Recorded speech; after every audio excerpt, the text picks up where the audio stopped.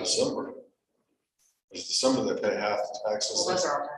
Or is that? Those are all done. That's, Those- we have a January distribution and then a March Okay, so distribution. yeah, Right. okay. Yeah. So how many distributions are there throughout the year? Five. Okay. I was thinking it was like one distribution, that's why I was. Oh, no. But this one's kind of critical because it's. So for this one's critical for the school districts or anybody that's on a Right, fiscal. because they're Right. That fiscal it's year, June that's 30th, what- like the state, and I contacted the state, and they said as long as they have their money on June 30th, then they are fine. I can't, I mean, I also had somebody contact me, which is ironic, who said, don't send us our money because we're already closed earlier. So they don't collect.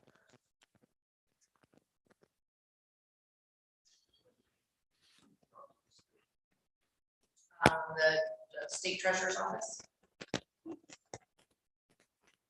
They might want to communicate with the Department of Finance. The State Department of Ed is the one who doesn't want their money. That's because they've already closed. it. Correct. And they wish they would. What's going to do that if we don't get that money, because I know this doesn't make common sense. Okay. But this is how it is. We get a lot of X amount of tax dollars to run schools. If we don't expend those tax dollars or show that we expended them, then we're going to get shorted that many tax dollars next year. And that's not just for me, that's going to be for every school district. I mean, you were the phone with the auditor. You know, the way that we handle it at the county is we have encumbrances. I don't know school district law, so I'm not going to speak to that. But if there are bills unpaid, you recognize those and they get paid in the next year. The funds come in next year. I can't speak Well, what for he's what you speaking about guys. is the funding aspect of it when it comes to the next year, is that if we end up being short in that amount that was provided, we end up getting shorted for the following year as well, because it's a calculation based on prior year as well. So at the state, you said the Department of Ed Financing Department, is that what you just? The Kansas Department of Ed. Yeah. That Dell, Dennis? No, he's No, not. he won't. Technically, he's back in the scene, but he's not really on the front row. Is there a way to ask them, like with this situation, to ask them Then, what? then Um, the Department of Ed. Yeah, what? Jerry Turner, who I am. Yeah, the department you just, Jerry Turner. Yes, KSD. yes, so is there a way whether someone from here would contact them, or maybe you've already talked to them, that because of the situation, is there a way to document this? To then, once it all comes in, to be able to do that, to allow a variance on that? I mean, I talked to him on Thursday, and I say, talk to him, I talked to Craig Millswater, who is the finance director of KSD, in person, and asked him, okay, how am I going to overcome this obstacle, debacle, whatever. How much short you? So I'm gonna guess between 65,000, give or take. I've got 13,000. Previous years, I get about 75 to 78,000. So if I've got 13, then I probably get about 65, give or take. That's a rough estimate. I really don't want to get $65,000 short next year, nor do I afford it this year. But as he talked it through to me, he was trying to figure out a way around it, and he goes, no, can't do that, that's a statute, can't go around this one, that's a statute. And he was a little perplexed at how to get around it. I walked away with that, and then he said, we'll do all we can for you, but that's not a definitive, yes, here we are, we can do this, so we'll come to something. But in reality, this is the LOB budget, so it's the local option budget, so it's all housed here. They really have nothing to do with that. I mean, I was just wondering if do they match the LOB? We get state, it's just doesn't sit. So it's all our state, or excuse me, our local funding. so we send, the county sends money directly, but we also send it to the state who then distributes. I'm trying to figure out, so basically this problem is going from April 22nd forward, it's not before that. Correct, Because all all those tax that, dollars so are it's just from distributed April to, 23rd. May 26th is what has, from a daily perspective and And how we to can't, we haven't reconcile. figured out why there's something in there that made it not balanced, but we can't figure out why. We have been working on that and we And thought CIC, we had reconciled everything and we're still not balancing. The options that she, we tried to take it in little chunks. Okay, do we balance through May 1st? Do we balance through May, whatever, week by week? Right. And there's a transaction or multiple transactions in each of those kind of windows that we had to research and try to reconcile and correct, which we thought we did. And then when we ran the reports again, we're still not balancing. Again, this is only on the motor vehicle transactions coming in. We have not attempted the personal property that the state has in. So so how you long, can't move to the next piece until that's, you can't skip this and pull in the others. The motor vehicle state system goes into like a separate translation piece before it goes into CICGL with the other data. So if it's not in there, they would be shorted the motor vehicle portion. Which I don't know off the top of my head what that would even be, because it doesn't balance. So, but that would be better than where we're at right now, short of that, because motor vehicle department is gonna be the smallest one of all. Just property tax is the highest. one. Property tax would be, yes, since that was the second collection. so this So is Pat, just, can we do that? Can we get the property tax and all of them down? And hopefully if they get the motor vehicle down, they go in, but if it's not, pay them the other money so they're not, like all that money. If it's got it reconciled, I'm more comfortable with distributing what we have reconciled. It's just estimates that worry me. Right. Doing the quick math on like Santa Fe Trail, the amount that's still owed, and we're about a quarter short, 25%. So based upon Santa Fe Trail's budget numbers, it's like $750,000. and CIC, did you ask CIC the recommendation on this, or did they just say? They can't recommend what for us to do with our money. They can only recommend what to do with the system and the data. So they can't recommend what to do with the issue with the other one. Yeah, and that Treasurer Association made the recommendation to do the first distribution through whatever we had and then do a second distribution. And try to get the majority of May in as much as you can, and we're just 2 days shy. Can you ask them what we just talked about, whether we can go ahead and reconcile the property tax part of it, and the others, CIC, or whoever you need to ask that yeah, question. that would be Treasurer. CIC, because that's a system. I'd ask the Treasurers Association on that, just to make sure. And then pay them out of that, and then the only thing we left, and hopefully we start it done by Thursday is the motor vehicle one. But you can't, that was what I think you were saying, the same thing, they were not. My question was, with the piece that's not reconciling, and the other parts that have to come in, can you move on to reconciling on the others, or it all fits together? It ideally should all fit together, because then what's gonna happen next time is I have to then do, okay, this date to this date for motor vehicle, this date to this date. So you try to keep your dates the same. I'm assuming, I haven't done this yet, but I'm assuming I can say for the tax piece, go through May 26th, and motor vehicle do nothing, that distributes that money. And then when we figure out what's wrong with motor vehicle, get that reconciled, then we would say distribute April 23rd or whatever, but that's gonna potentially be passed.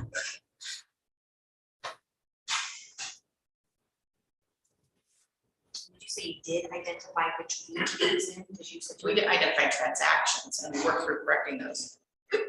But it still didn't balance, and she couldn't figure out why.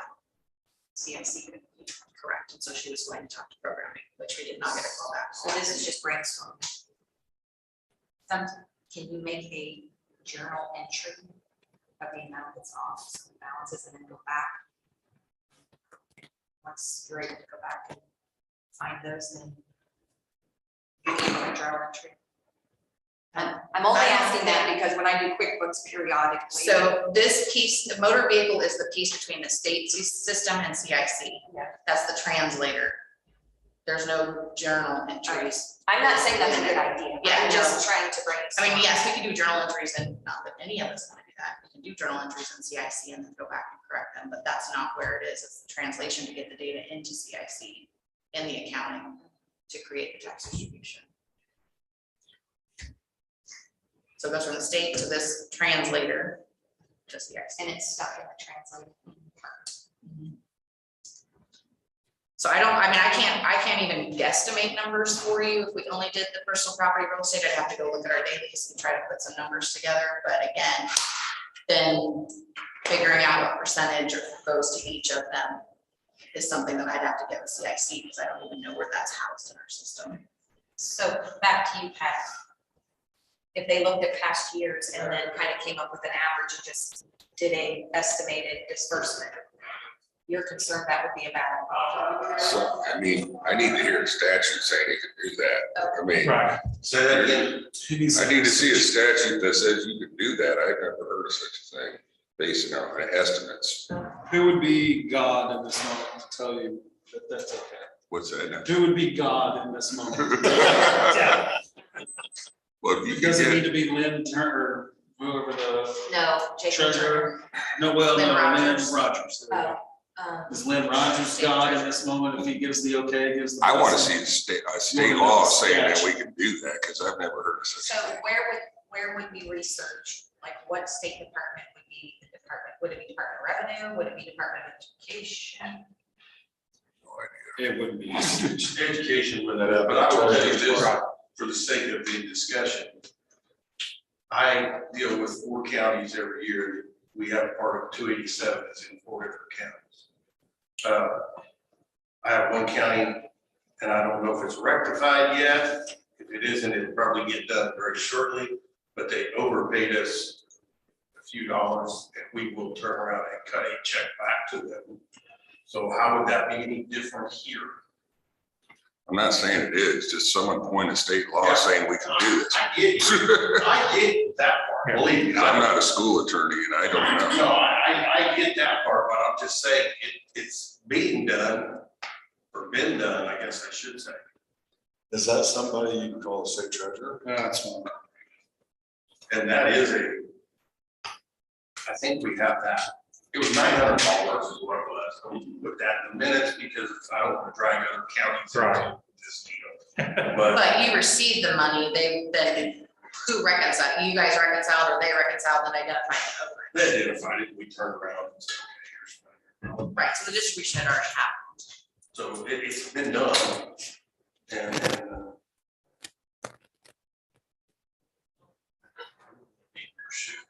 don't want to be in my shoes. Well, I mean, like I said. Well, this brings up another one. Joe didn't bring that up, but because of the legislation that was passed a year ago, which was last year and this year, on July, and I may not have the right dates, but I think it's July 15th, which is right around the corner. We have to notify, in our case, would be the Franklin County Clerk, because that's where our home district is, about revenue neutral rate, meaning are we gonna raise some more dollars? We have to notify them by a specific date in July.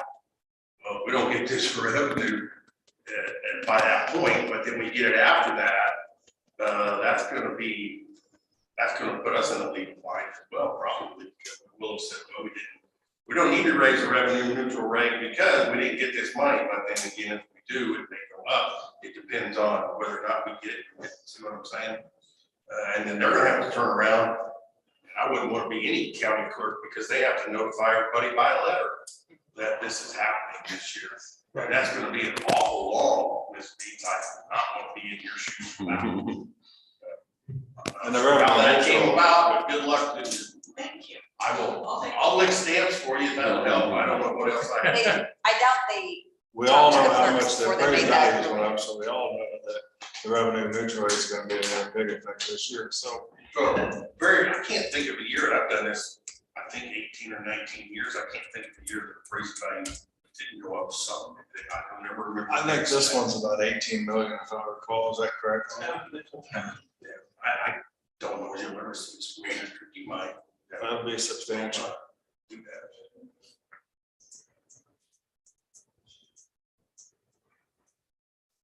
if CIC is able to get this resolved. What's today? So if they can resolve the issue of balancing, then you have everything into them when you pull the rest of it. to come up with Assuming the that the property tax and real estate tax, that was, yeah. Is there any way to do like emergency, yes? Like this is on fire and we. I contacted, basically the manager over the help, the people that you contact. I don't yeah, that's, I don't want to offend anybody, but, it's when they have programmers involved, I don't know how to escalate that. I went to John. I guess I'm confused on how it could balance through April, but it doesn't balance out. We have some transactions that happened after that. And how would they not get caught when they're done?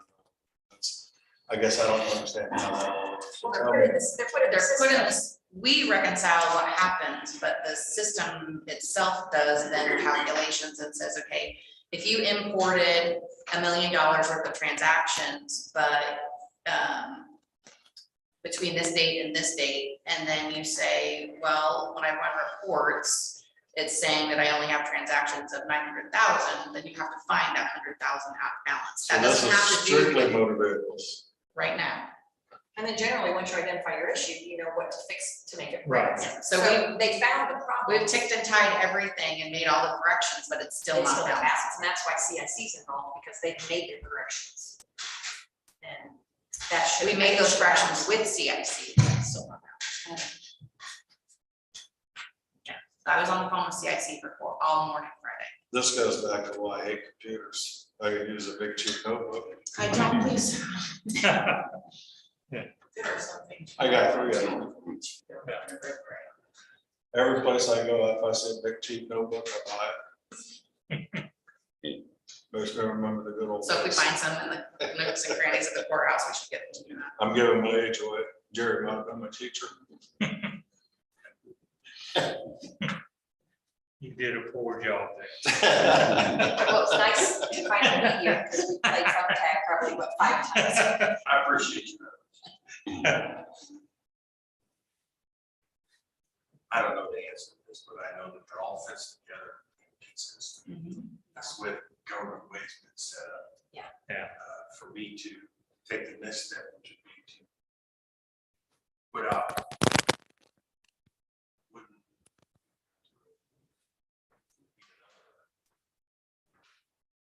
black spot on top of this.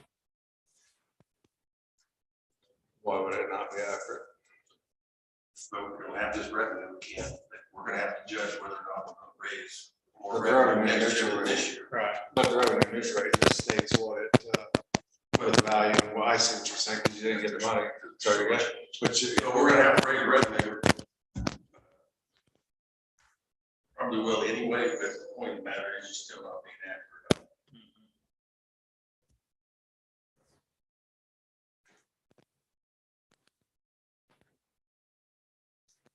Can't show encumbrances Right. at the end of your year, because that shows as a negative, correct? So your bills that you need to pay, If you have a bill and it needs to be paid, you can encumber that, but the money has to show that you spent that money. You always yeah, want the to money's spend not there, is the problem. Right. You always want to spend your LOE money or you don't get it next year. That's it. Right. And we can't distribute money we have.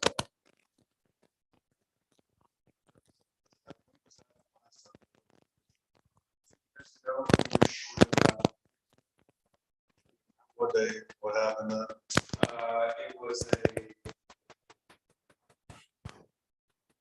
an error in collections. of So- some sort. Did it come back to you at some point in time? It came back to us in the November payment. But we had to dip into our cap purchase, our. And again, the difference being this compared to that, I'm half in 200,000. Right. Yes, I'll speak with Trish.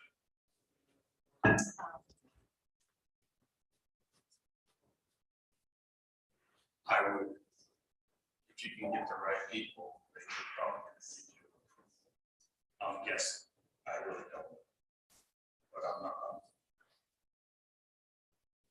I don't know that person. I think it'd have to come from the state. We can get a hold of the state. Yeah, I mean, the treasurer's office is the one that makes Who the is statute. And then Rogers, isn't it? Yes. Because that's who I contacted specifically about the statute.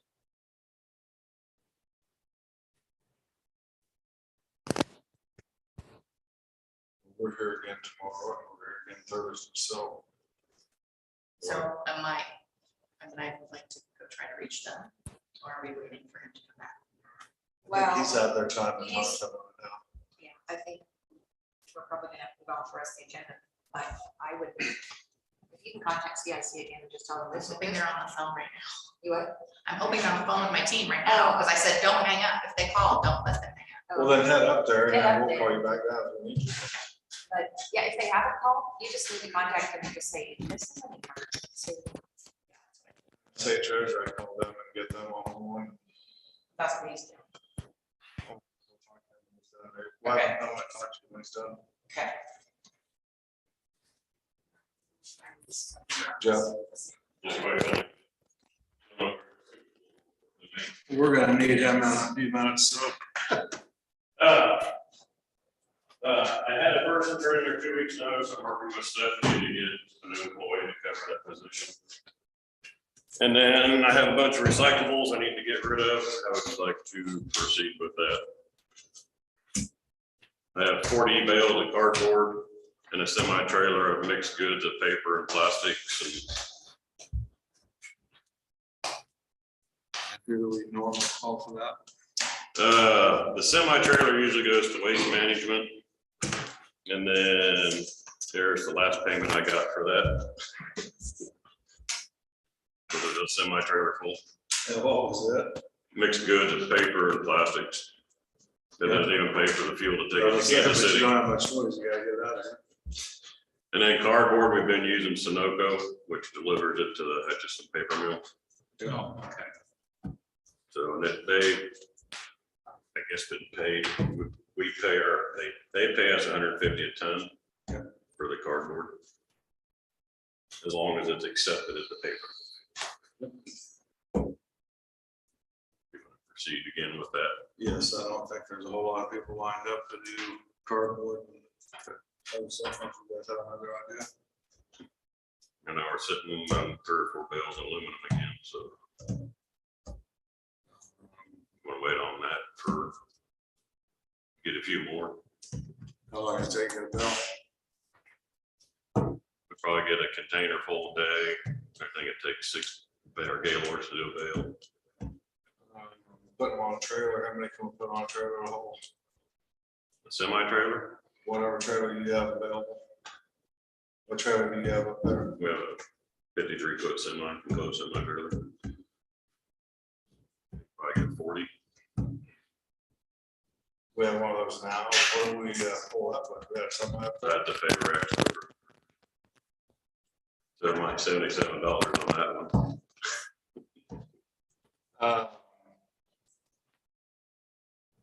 I was thinking wet open trailer. I have a dump bed trailer they use for glass, like an MDL. Or we probably got a full type trailer up there in their department. So probably all that. But how many bells you think you can put on one of those? 6 or 7 pretty easy. In my dump trailer, yeah. On a flatbed, yeah, you could probably do quite a few, you probably do. So I'd say when you got, I mean, right now, we know the price is up, so I would probably start getting over there and getting it. We'll put it on the bid. I would take him to Dean and see what he's gonna, see what they will pay. You know, we've had this conversation. He sticks to his word between what he says from you to me. Let's take him to the other place then, so. We know that, take him. Okay. We'll I'm get good. him to, where is it, Centropolis? Centerville, Centerville, so take him there. I don't even know where it's at. Well, and if he gives you a price, just have it in writing. Yeah. All right, call it, give him the option, and if he doesn't want, Right. take him to Centerville. Okay. But we can haul him down there, so. That's all I had.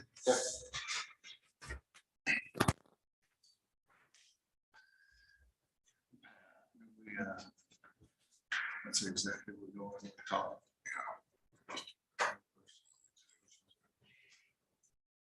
gets one.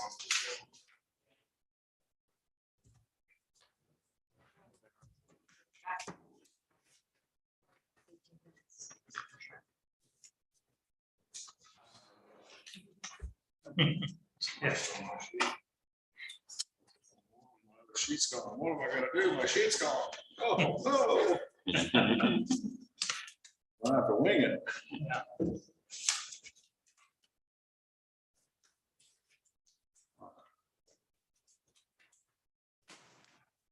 All right, I'd make a motion to go into executive session under the following exception to the Kansas Open Meetings Act pursuant to non-elected personnel matter exception to discuss personal matters related to non-elected personnel to protect the rights and privacy of individuals involved for a period of 20 minutes, so coming back at 9:32 with Pat present and Todd Luckman.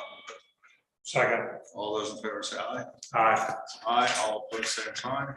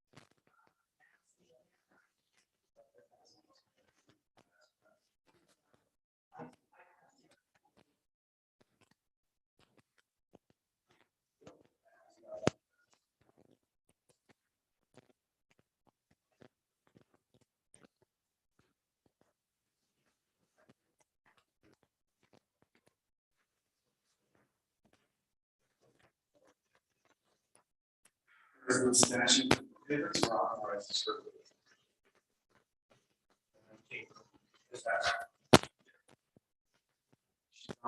She's on the ready for me to call. Put her on speaker.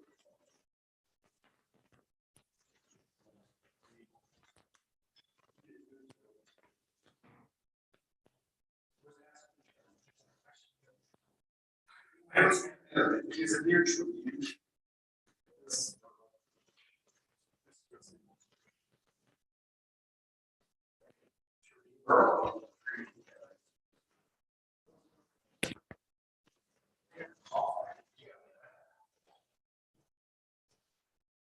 I don't think so.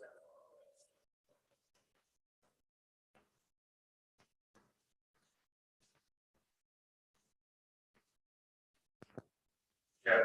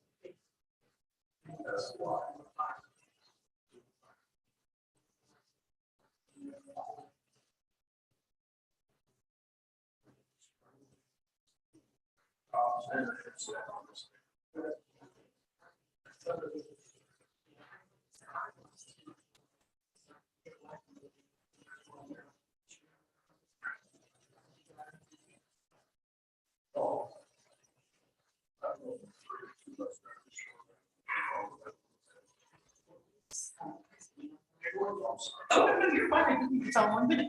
1 minute.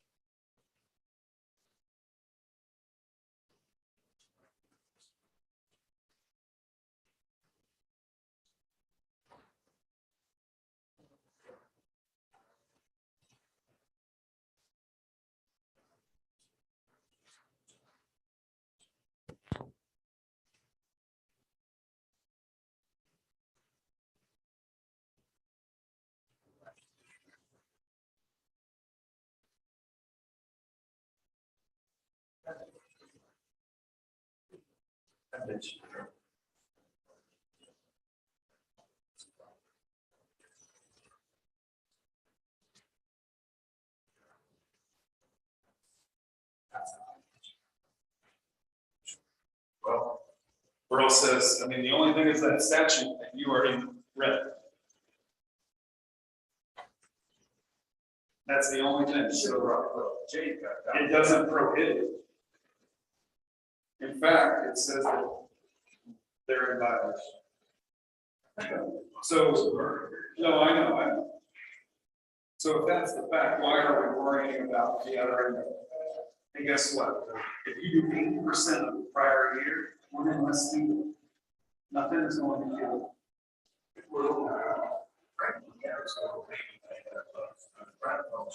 It's not. The only problem is we're gonna pay it back to you. It's not like I have FPSDE.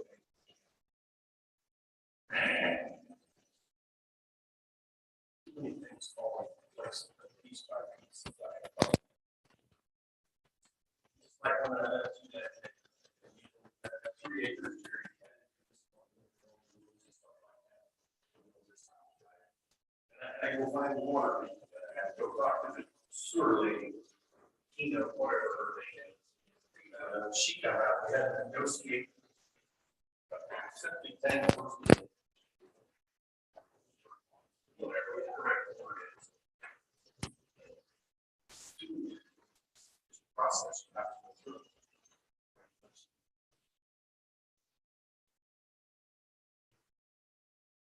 I can talk to David back on the school. After 12 minutes, that's so long. So, the conversation, they go further. But here, I'm not here to change the price. I said, what about you people that have 1 acre places? Well, they're grandfathered. Yeah, I get that. I'm not saying. 1 minute.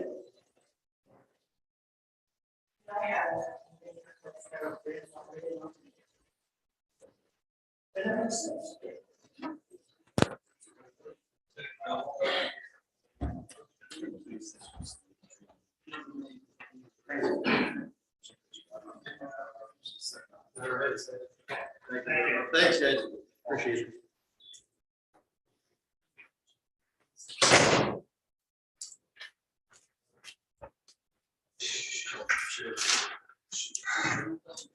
Yeah, I know you guys. I gotta take this, answer this mail real quick.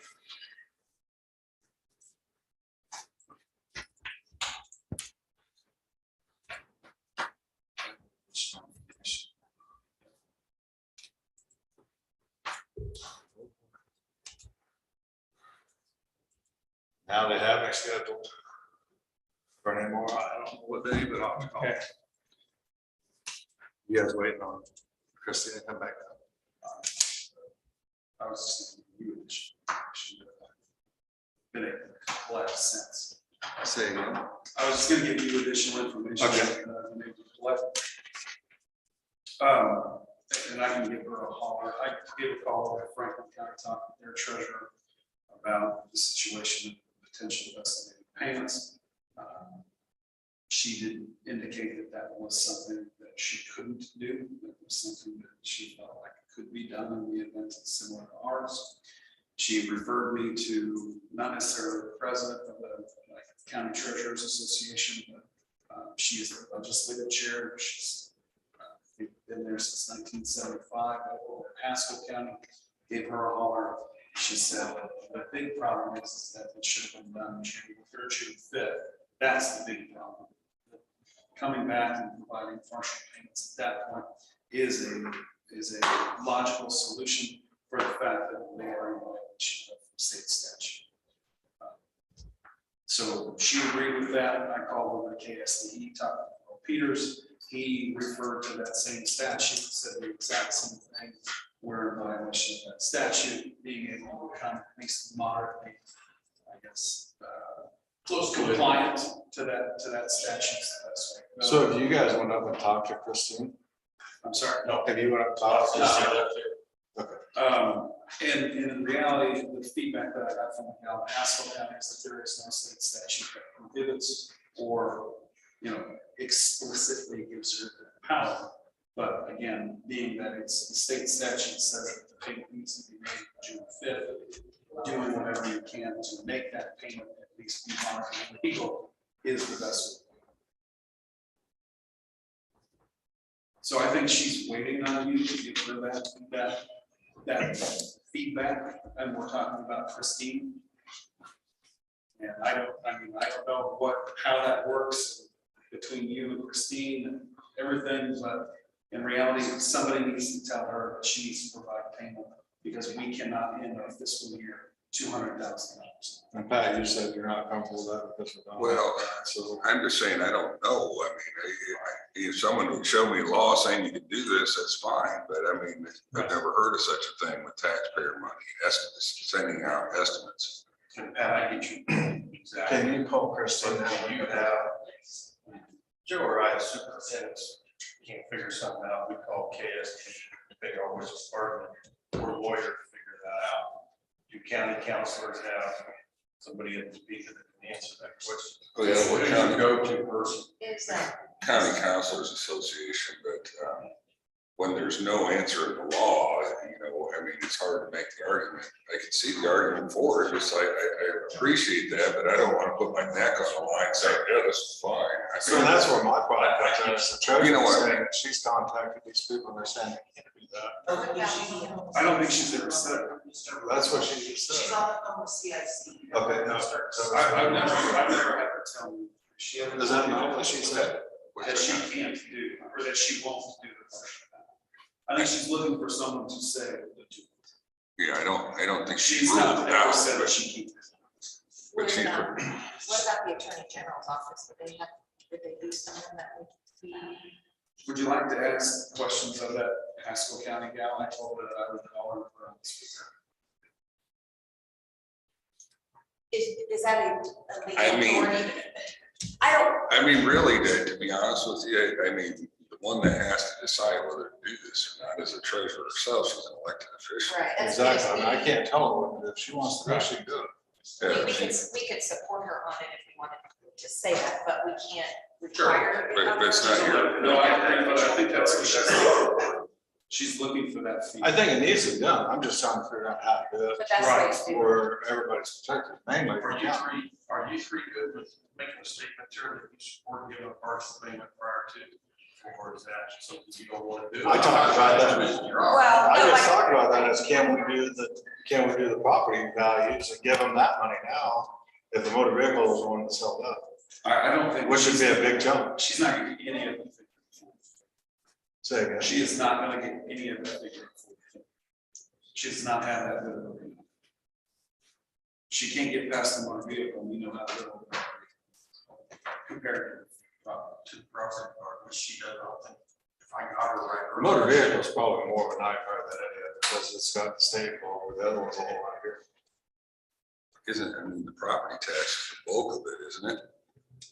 It's gonna be the majority of it, yeah. I mean, I don't see a problem with her reconciling the property tax and distributing the money that reconciled account. That's not gonna be the whole amount. I would love to be able to go with that. I just don't have any faith in it because it's been 4 weeks that we've known about.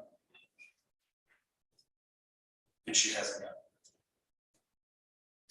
I will say that there's a lot going on in that office since February when the previous treasurer had resigned. So with And I her, can appreciate. with her being appointed, coming in, and then all the staff turnover, and then, you know, training everyone new, there's just a lot going on. So I do ask people to show her some grace, and I'm confident in her. She's just working through a lot of things, and if something comes up that wasn't on the radar, she's having to work through how to resolve this. So there's a lot of moving parts that the public doesn't know that she's working through. So, And this is why you're not here today until June 27th. and like, you know, I was asking questions, what about, I'm trying to brainstorm of what can we do to resolve it for her and the school districts. And that's why I think it's, you tell her that she can do 80%, 85%. But 80% of what? 80% of what we should have. Is But the problem is she doesn't have to reconcile. That's what I'm saying. I said, Well, no, last year's he not. so if said she based on reconciles last- the property, then So you yeah. take the amount that we were paid last year, you take the amount that we have been paid, what's the difference, 80%? Right. You're not gonna be over, you're not gonna be. So what happens with that money at the end of this when it gets done? Do they send you another check then Yes. next year? Yep, just like we did. And if some freak of nature that happened the other way, you could just reimburse the county. Which has been done, I think. I mean, I think that's her call, to be honest with you, and I hate to be wishy-washy, I just, you know what I mean? I mean, I hate to. Exactly, I would do the exact same thing you're doing. I really would. What- And I had one other question. Which represents us, so I'm standing behind Pat. I'll be honest with you, I tell board members all the time, if you're gonna hire an attorney or whatever, if you're not gonna follow, then you need to get rid of them. And find another attorney, otherwise you follow what this guy tells you. Exactly. And that's, I hope you understand that, that's not. Yeah, all. And I don't think it's their call, that's the But bottom there's line. something behind it. She's the one that has to make it all. Did she So say she had, when she mentioned the auditor, had she called Scott and asked about that? Yes. She's I was there always- when she called Scott. So then this is something that she could document, so when the audit comes through, she can document why this was done a certain way. Yeah. Because it's probably going to be, a I think it's gonna be a I mean, the vital whole issue. estimate thing makes logical sense to me, but what scares me is taxpayer money, you know, that we don't have reconciled, we don't know a number, that's what scares me.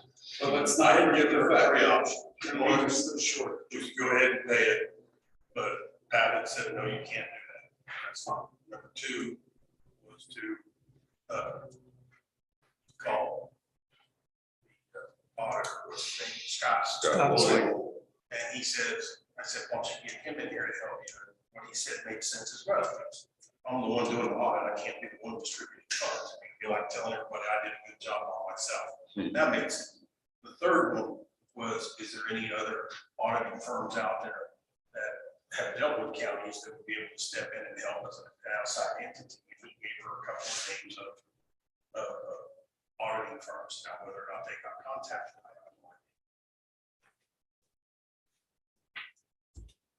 There is a part of this statute that says, it's 12-167-8A, and it's letter D. The Board of County Commissioners and the governing body of any tax and subdivision within or partially within the county may enter into agreements providing for the distribution of taxes and any interest earnings thereon in a manner alternative to the methods provided by the section that means such agreements now exist and shall not be deemed to be evaluated by the Senate. Does that provide you means to Does that mean in language? provide? an It alternative? doesn't sound like it's on point to this issue.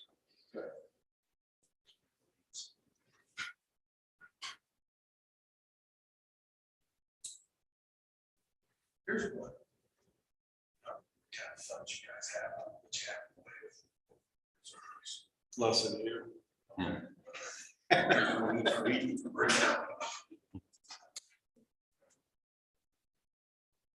Well, I don't know how long she'll be on the CIC, but if she's finished. We'll get her back down We'll there, come so back she's down done here on and CIC. and- See what she's comfortable with doing and continue the conversation.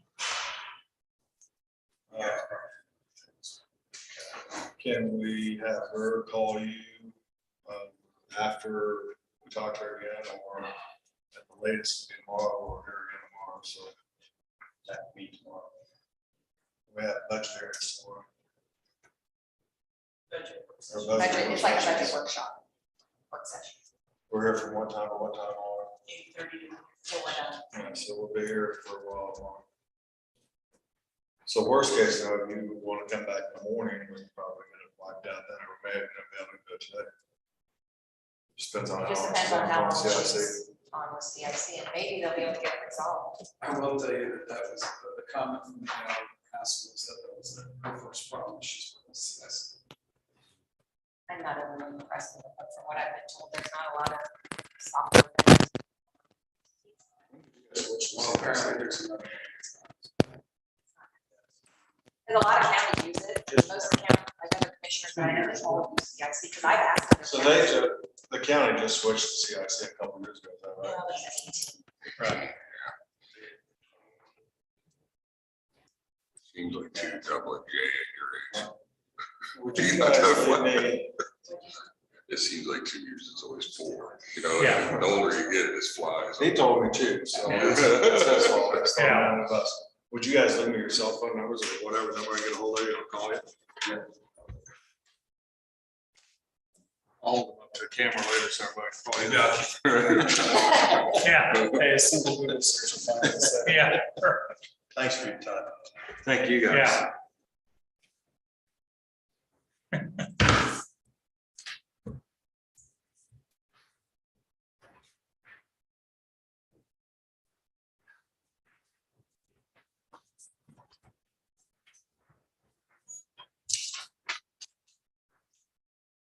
Thanks, sir. Have a wonderful day. Ron, fine.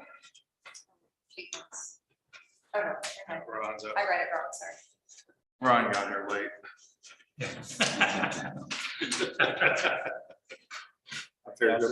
I figured he's gonna be quick. Yeah, real quick. We ran through the dust controls last week. We had some issues that arise. I reached out to Mike over, talked to him a little bit Friday. And we discussed some issues that have happened in the past and stuff, so. Yeah. So, we got those problems worked through. Everybody had a road scrub when you got there. That was part of the issue. So, but we had went through, I'd sent a blade ahead of us and we had kind of used the scare fire to work it up. To obviously, we didn't have to spray much water last week. Right. The rain helped us out quite a bit on that deal. So, now I'm following up with Kilo. We've had some calls on those culverts. We had Urbandale. Some.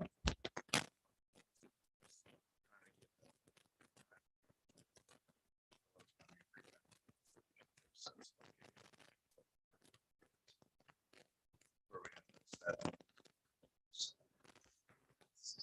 All that we have going on right now, we're set up for.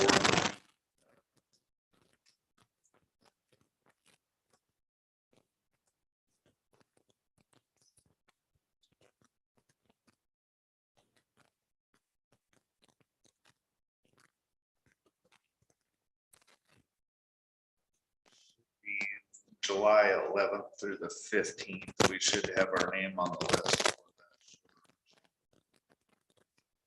that. That's it's either 11th through the 15th or the 18th through. That's what we'll do is we'll haul rock from Carbondale. We have some stockpile there, 83. Wow, Carbondale.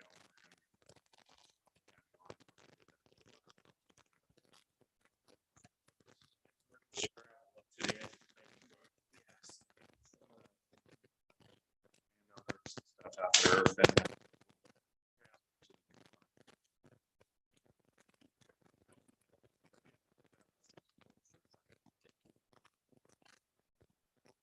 Right. So he said they had 2. They finally got 2 in the area that they have out. That's with the big projects going on, like 75, they've had them tied up. Right. Projects.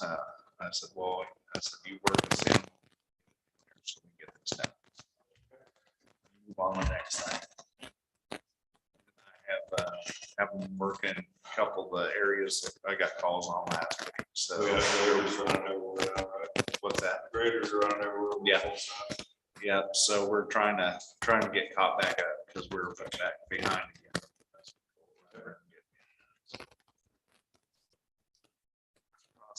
We're getting there. So. Yeah. That's all. Have a great day. Okay. All right. See you guys. Caitlin.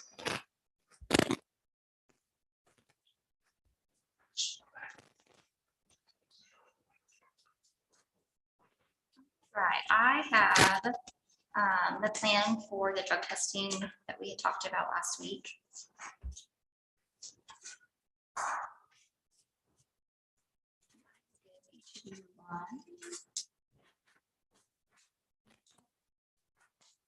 I printed an extra one, so if you want to pass one down to Pat.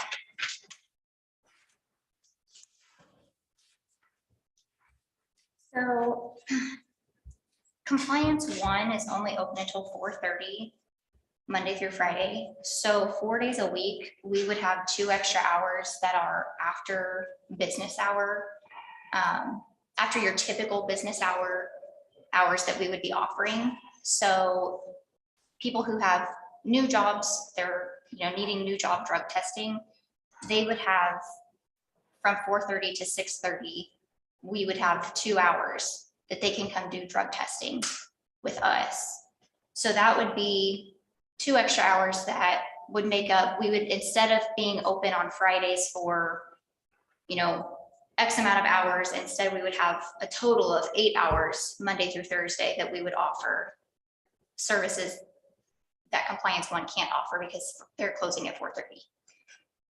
Since they are open on Fridays, they would be the testing site for Fridays when we're not open, but we can still make like an on-call type of schedule, and scheduling all of the drug testing in advance will tell us if someone needs to come in on Friday or if those businesses will send any drug tests that might be needed on Fridays up to Topeka. After That's a pretty good deal on hours, that one there. I can't be right. It says it will be expected that standby staff are paid a minimum rate of $2 an hour. so the $2 an hour was, I don't know if that was something that I found here. One spot I had found that the standby rates are at like $1 an hour, something like that. And it would only be, so it would only be on a Friday if they're on that standby. It would be So on you're talking about if Friday, they were on standby time and for 8 hours, they get paid $16. Right, right? when they get called in, they would get paid. yeah. If they You get called You in, answer the phone, yeah, come in. if they get called in, then they get their regular pay. And Right. the standby time would not count as overtime. It Well, we're not gonna wouldn't, do it, we're not gonna do it on Friday. That's on Friday, that'd be some way to do that. yeah, so if we go with not being open and offering testing on Fridays, then there won't be standby time on Fridays. Right, But if we want to offer testing on Fridays, then we would do it as a standby on-call type of offering. Otherwise, we'll just schedule in advance. I would work with the businesses that are here in Osage County that will send their employees to us. And I would work with them to make sure that we have them scheduled for that Monday through Thursday. right. And then make it known, we're closed on Fridays. So If it would be everybody knows expected. that, then we'll be fine. So Right. Mhm. most people aren't gonna be hiring on Fridays. They're hiring Yeah. on- That was kind of something that we had discussed. I got all the staff together and we talked about it, and I got a hold of compliance 1, and that's kind of something that we came to the conclusion of is Fridays it's not a real busy day. If anything, we would potentially have like a random drug screening that was needed, but they could send up to Topeka like they have been. Random from work. If any of the businesses needed someone to have a random drug screen or like under suspicion kind of drug screen, then they could just send them up to Topeka like they have been.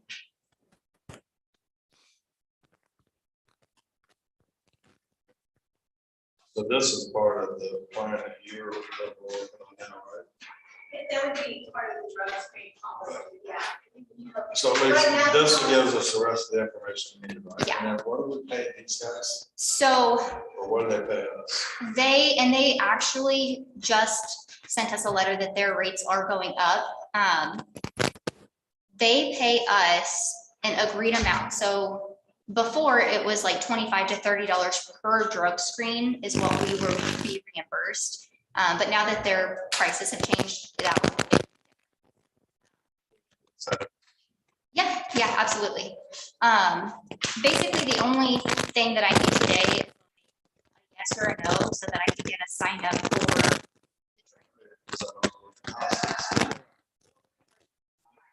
The reimbursement would be How higher. much do we have to pay them to start with?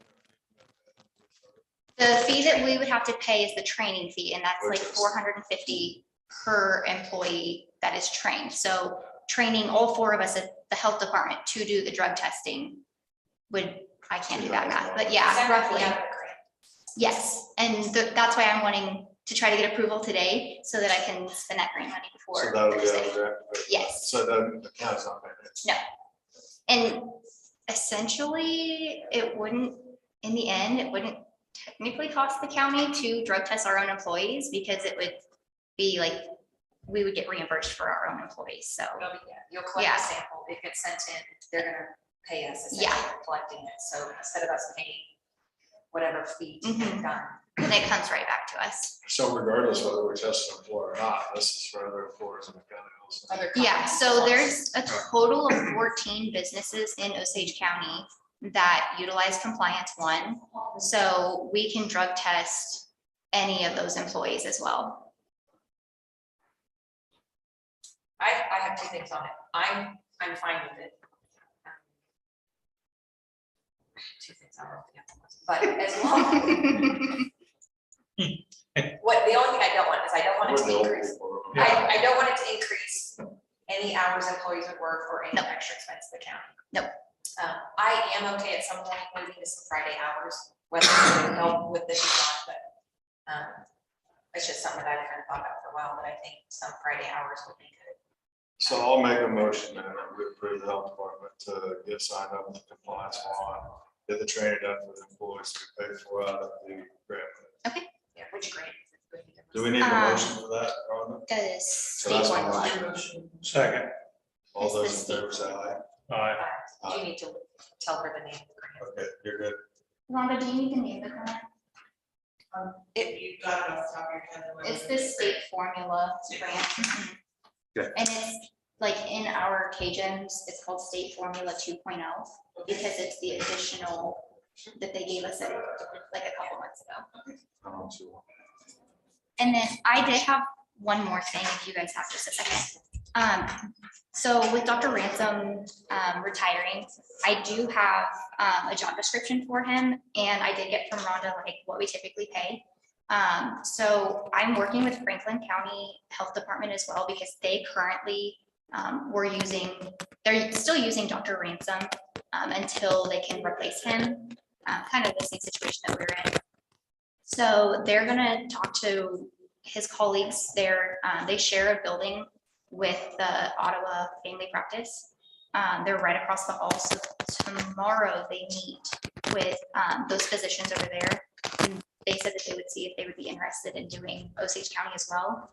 If they are not, I will start reaching out to physicians in Osage County to see if anybody is interested. Is that something you can help with or not? Since it's just kind of it's a contract of service. It is, yeah. That would be like recruiting, everything RFP or. Oh, and then I'm planning to put a post out on social media, letting like the county know we are in search of a medical director, and that it will be a dual role as the district court coroner. That's kind of the easiest way to do I it. can do the corner work. Yeah. Dr. J. But that is all I have. What'd you say?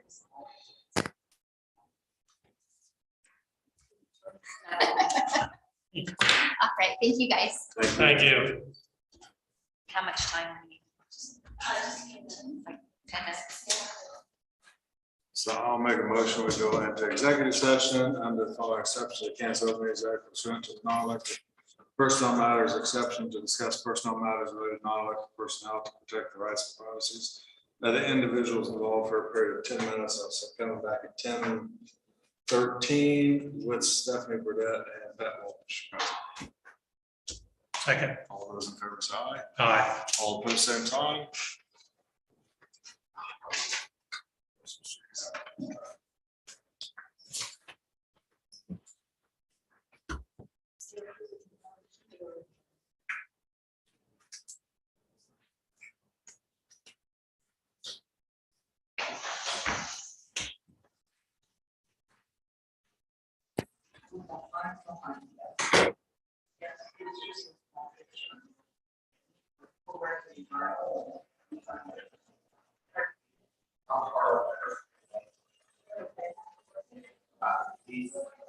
Oh, that was supposed to be it. Yeah. I'm so sorry. I did not catch that, but. I'm so sorry. Oh, that's no problem. I've got stuff here, so that's no problem. So sorry. I come in at home, started. No, it is.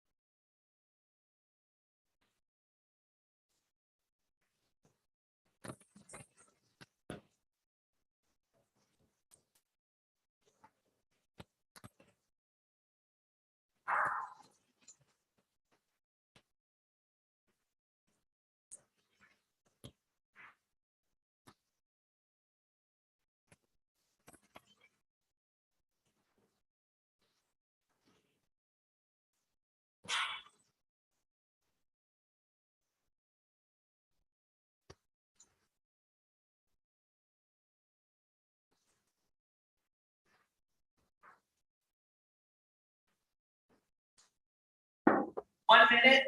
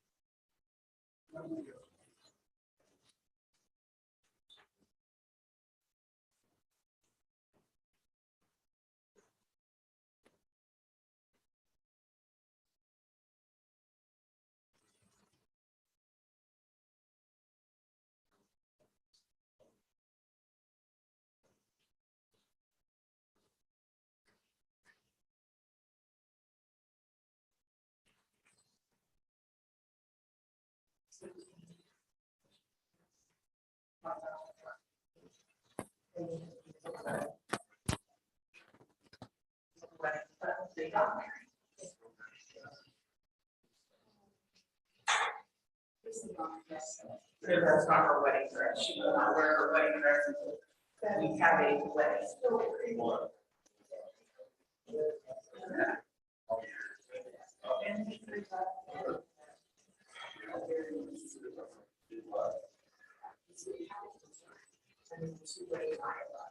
So in the church, they were. Backdrop. So.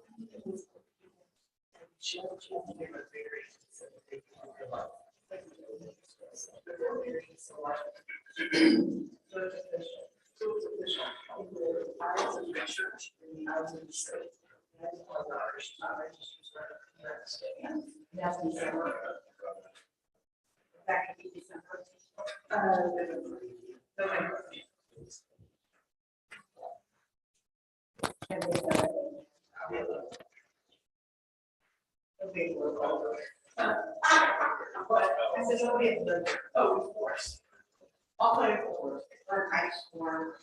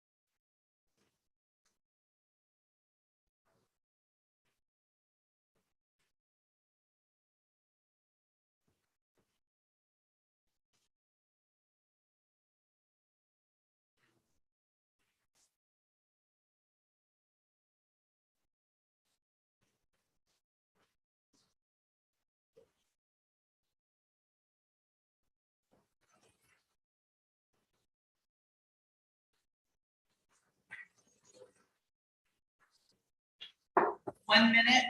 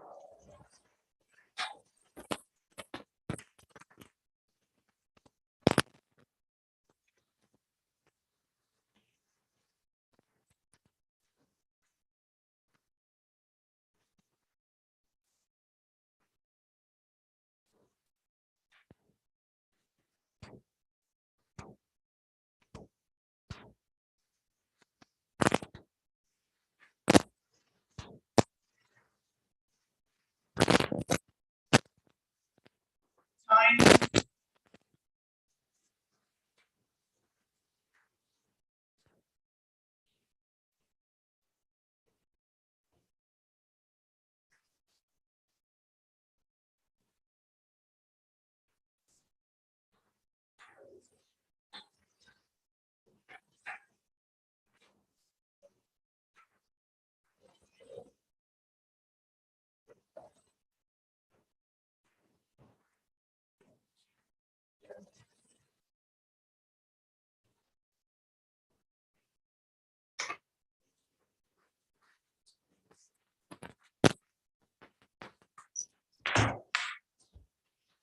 We're gonna take a quick recess. We'll be right back.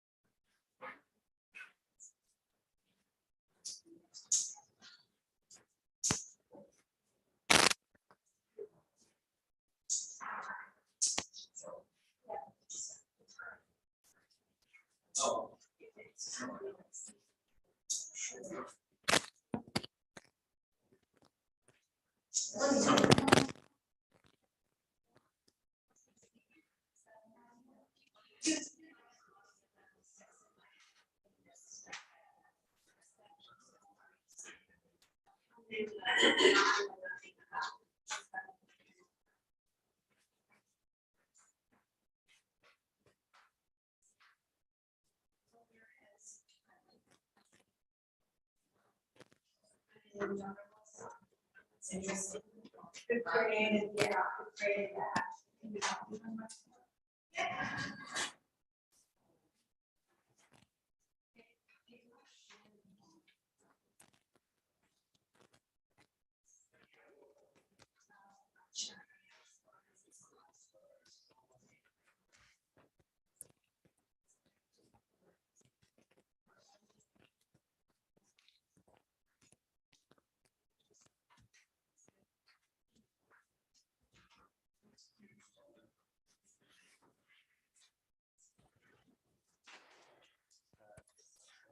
Yes.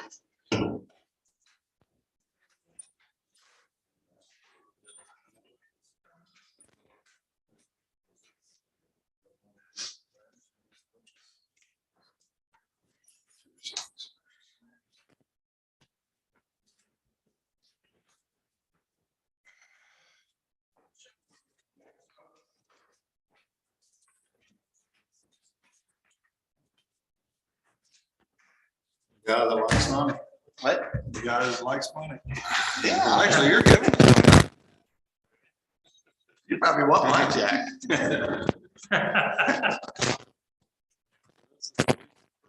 For the tractor, the John Deere trawler loader, right? That's correct. All right, so I'll make a motion, we approve, or that we sign the lease purchase agreement with First Security Bank of Overbrook. To buy that 2022 John Deere 655 crawler loader. Second. All those in favor say aye. Aye. Aye, all opposed, same sign. Motion carries. Stated, what is it? Dated 627. 6/27. I want for you to sign, is that you? Yes.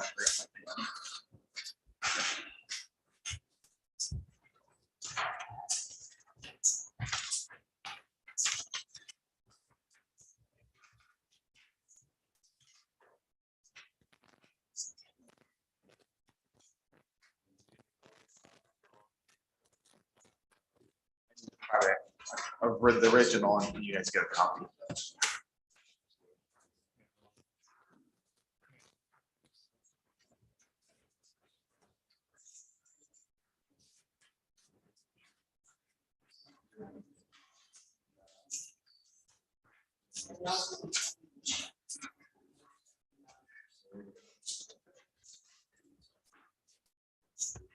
We appreciate the opportunity.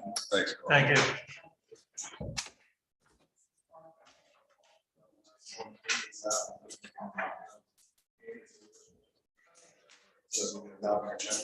Yeah.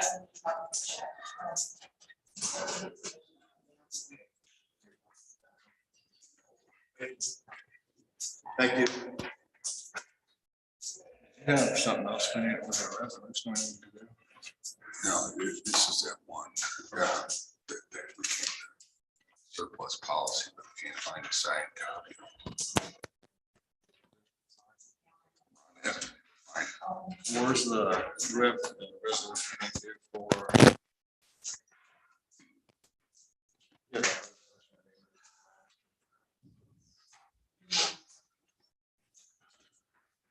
oh, yeah, that one.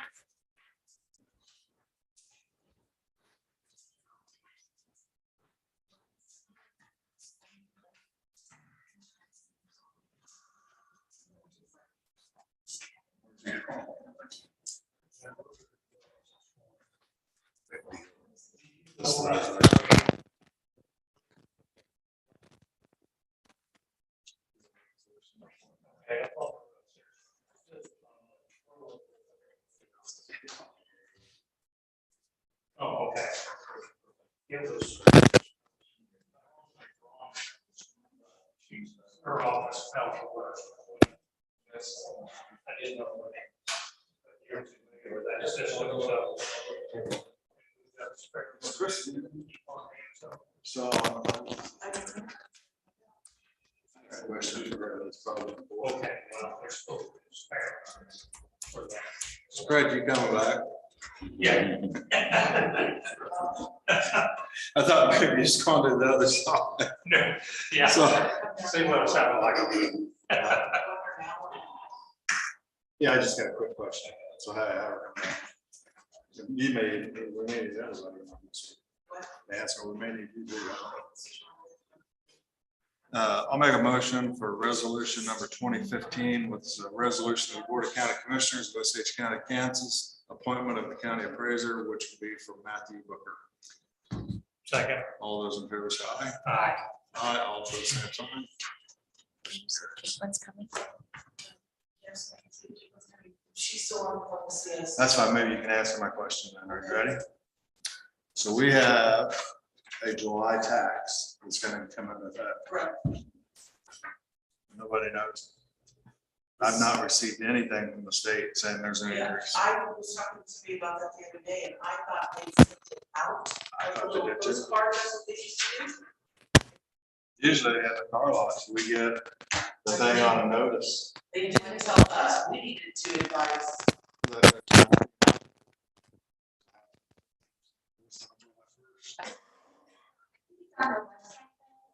I'm talking about the businesses. Right, so we had someone contact us and I did some research and they said that they're no longer sending out postcards. It's just up to the businesses to know they're supposed to check quarterly on this. Well, when you go in and file your sales tax, whether It you're, tells you the amount. whether you're monthly or quarterly, it shows you your amount, but.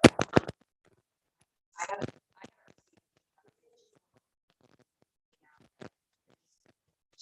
So then what can we There's gonna be do? a lot of under collected sales tax if people. That's to reach out, and send some more detail on all the businesses I have.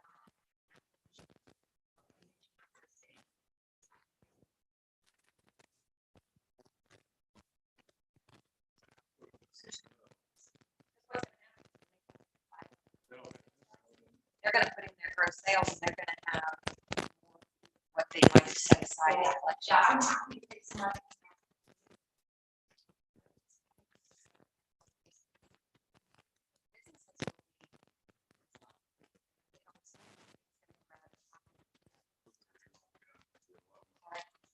Jeff, how's everything going?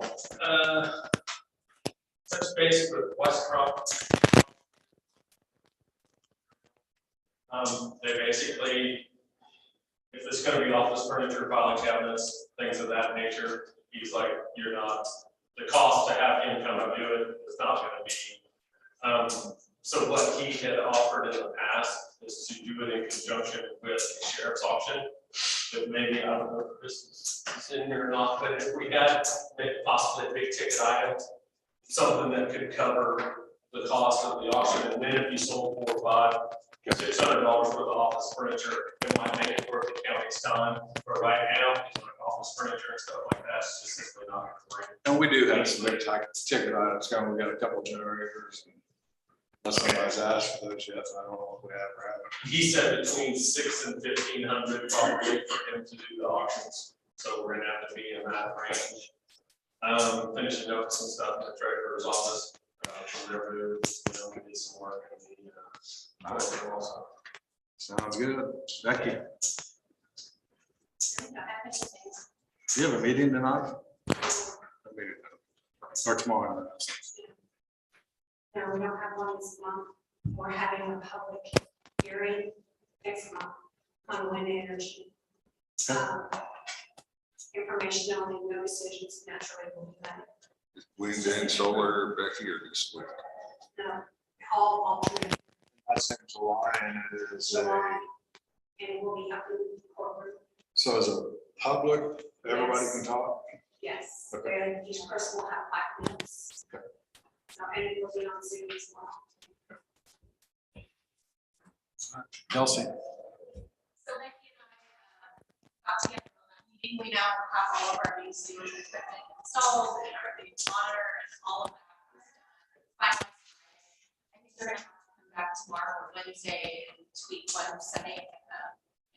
There's a little bit of a hum maybe. So I just want, I mean, I'm happy to accommodate that. I'm gonna come in and help run the Zoom meeting and that's, I want to know, everybody to know it's up for sure, I guess. And we haven't forgot your carpet request either. Actually, we have a gentleman that works for us already. That's a carpet lawyer. Mom and Jeff did so much to help us with the electronic booth. They were there to help me and fix the trim where they had to pop it off to run the wires. So we were really grateful for them. Amanda always brings all of the statistics, so I thought I would bring a few. So the district court is part of the 4th Judicial District, so that's Franklin, Osage, Coffee, and Anderson. We are second based on population. I brought some of our court numbers. So this year so far, the civil 576 cases. That's 258 more than this time last year. That's 17 more cases than Franklin County. That's civil? That's civil. In the criminal world, we filed, that's criminal, traffic, juvenile, we filed 697 cases so far. And that's 147 more cases than Franklin County has filed so far this year. So we have filed 124 domestic actions, adoptions, divorces, maternity actions, and protection from abuse and stalkings. That's 24 more than last year.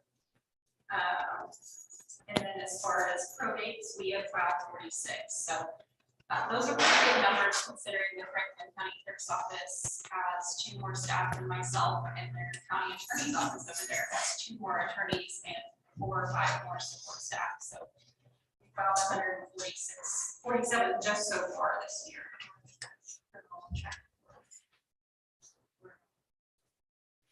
So if we're not increasing anything else, we're increasing in criminals.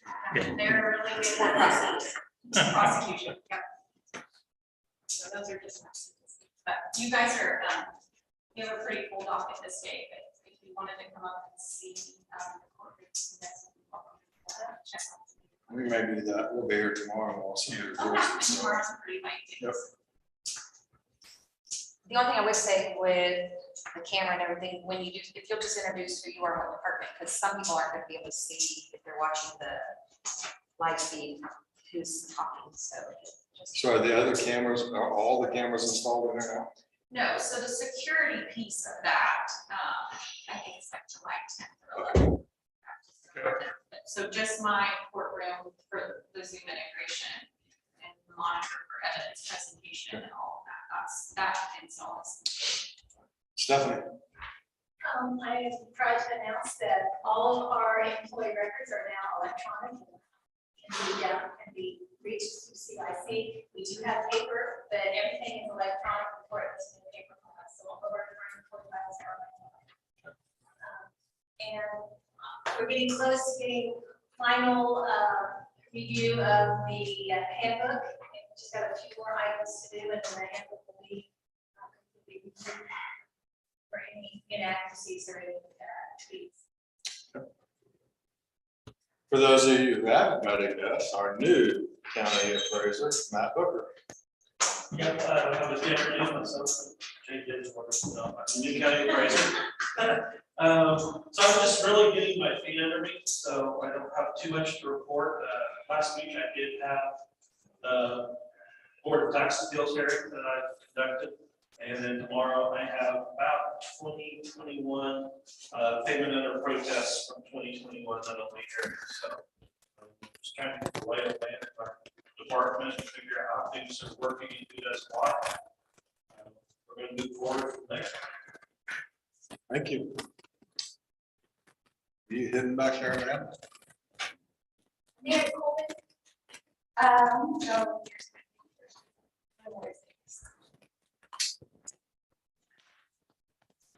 So we have some neighborhood revitalization program. We had 5 applicants so far. Matt and I have been working together and came up with a system. Thank goodness he has experience, so we could just kind of pull from him. We do have some tweaks that we're going to make for the application, things I didn't think of, like things he needs to know. And sure today, but that should be important. So we are going to fix that. There might still be some new floating around, but the new one will be up pretty soon. And I do have a meeting this Thursday, and hopefully we can get Superior Township to join in with us. And then of course, continuing to market that.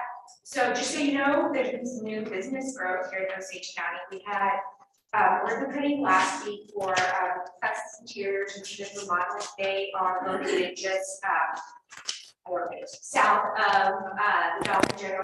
They are in that building. They're in the old wood service building, and they seem pretty excited to be in our community. The Plex is on several other locations. It's had over 2 more businesses in Carbondale, one automotive shop and one a deli bakery inside the grocery store. So they haven't really got that down if they're interested in official ribbon cutting, but their information was in the paper last week. And so working on getting items to businesses to set up all the geocaching containers and spots in Osage County. Tomorrow we'll be holding an informational meeting in the town or the area of Vassar. To see if they're interested in forming a pride organization. So that's tomorrow at 7 for anyone who's in the Vassar area at the community building. So we're going to work with Burlingame signed in to the land bank community. And so now we currently have Scranton, Overbrook, and Burlingame that have land banks. So now we just have to find out how to get their funding without pulling from the city's funding. Then I've been really busy with the new website. The company has got us our team. I've had some different meetings with the team members and some homework. And with that, I started a photo contest, not really a contest, but asking for community members to submit in photos they have of Osage County, different events, lakes, areas, because we need photos for the website. And then we would give them credit. Several other towns, they showed us some samples, had this, and it looked great way to have community involvement. Plus a great way to get amazing pictures. We have a lot of great photographers around here. I'm still working on the business directory. I don't know if it will be live with our current one, or if we'll just wait and set it live when we get our new website. I've been working with the Historical Society with everyone that's involved in any of the history, the Harmonia, everyone, and getting some activities to bring people to Osage County about the history. I'm also trying with the Kansas Housing Association. I hope to have a meeting July 7th if they get their information out, but the legislation passed down a lot of funding opportunities for our area for different grants for developers and tax rebates, but they haven't came up with the official draft. It's supposed to be out early January. So I want to have a big meeting with kind of our economic little housing committee / any developer, community leader, landowner, anyone that I can get to be there to learn about these opportunities so we can grow here at CG. And then hopefully I can get us signed in. There is the Kansas Housing Assistance Program offers grant opportunities for homeownership, helps pay the down payment. And we are not a county on there, and it's free to do, but I just have to do some work. So I hope we can get a part of that. Then of course I'm working with Fred to get a presenter here, Andrew McCray, presents on how to build up small communities. And we're planning that for August 22nd. And then, now I'm going to do some marketing for a new sales tax that comes out July 1st. That's Damn. We had a vehicle in the Trenton Parade Saturday through Candy out. We'll have one in the parade in Osage on the 8th. We are also going to do a homemade ice cream fundraiser on the 8th from 4 to run out. And it will be posted on Facebook as soon as I can figure out how to do it on there. I think one scoop is $2 and 2 scoops is $3. And it's just a cup. And then the 6th will be our potluck. Caitlin. We are apparently offering drug testing now, so we just got that approved. I went back to call compliance plan to try and get us going as soon as possible with the training. As soon as I get us approved and for the training, I'll update you guys and let you guys know that we got that done. Several daycares opening in the county. We had one that opened early May, one that opened late May, and one that is opening by the end of this month. I need to double check, but she may possibly already be open. So that's 3 daycares in the last couple of months, so that's awesome. And then we're also gonna take a car for the parade in Osage City and also through Overbrook. And I'm working to try to get a booth set up with just kind of some educational pamphlets and stuff at both of the fairs, Osage City and Overbrook. So as soon as I find out if we'll be going to that, then I'll let you guys know, and we will adjust hours so that there's no overtime for those events. And we are working on planning a community baby shower. My intern has done awesome with helping us plan and making educational materials. And her last week, I believe it's next week. So time flew by having her here, but she's been a great help, a very good asset, and she has I've fallen in love with Osage County. So I'm like, yes. Just a short or small clarification is that we're going to be a contracted provider with compliance one for collecting. We're not performing the drug test, but we're Just a collection site. So we'll be able, our employees and other businesses consent. So then we got the 3 camera shot guys. Well, it keeps the glare. Blocking everybody else out. I mean, I have to tell you that it probably catches up with your head. So Greg McCurdy. Don't be so shy. Why not? Just moving along, working on some grants for next year. We had Osage City for a touch of truck. Man out there, so air conditioner, we're gonna get it cool off. I think I'm gonna be an open also, and I'll be an open later in the year for especially like I said, the fight. Stop them out. Ryan Fine. Several bridges that came in, got a couple more new ones that have set down, reached out to get Devin to look at the easements that we're gonna need on those. And we have 2 bridges that are getting closer to being done. We're got 21 today laid on Wanamaker Bridge, where we're doing the handrails, and they're gonna try to wait 21 days to pour it, so they don't have to get another pump of the truck. So that's here's how that going. Last week we got rain outside a few days on Oak Road Bridge, but it was nearing completion. So we're just waiting on the guardrail update. The guardrail on out. Okay. And I believe we should be able to check the guardrail probably today or tomorrow. So we'll be looking for that. The company's gonna come back out. There's a couple of issues on the deck. We're gonna fix those. Of course, so contractors. Kilo's coming to win on that one road you're talking about. I have not got the text back from him yet, but I'm hoping that's really soon. Okay.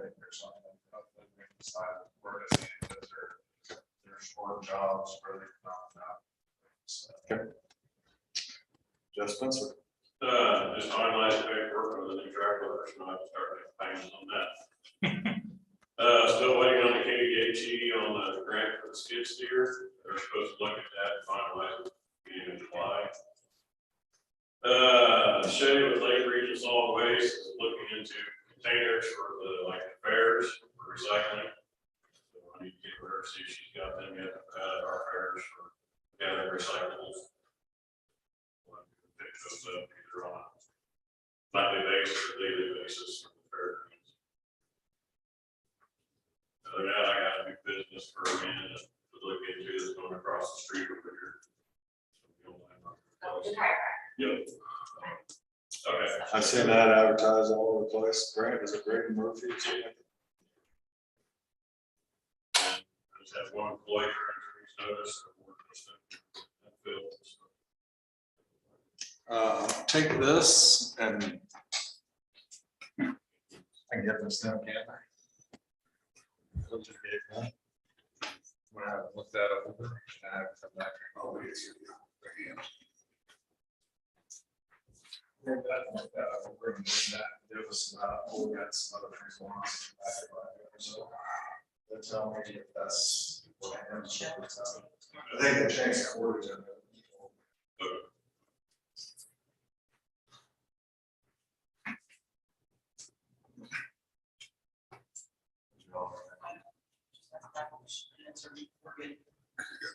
Check to get to that company track.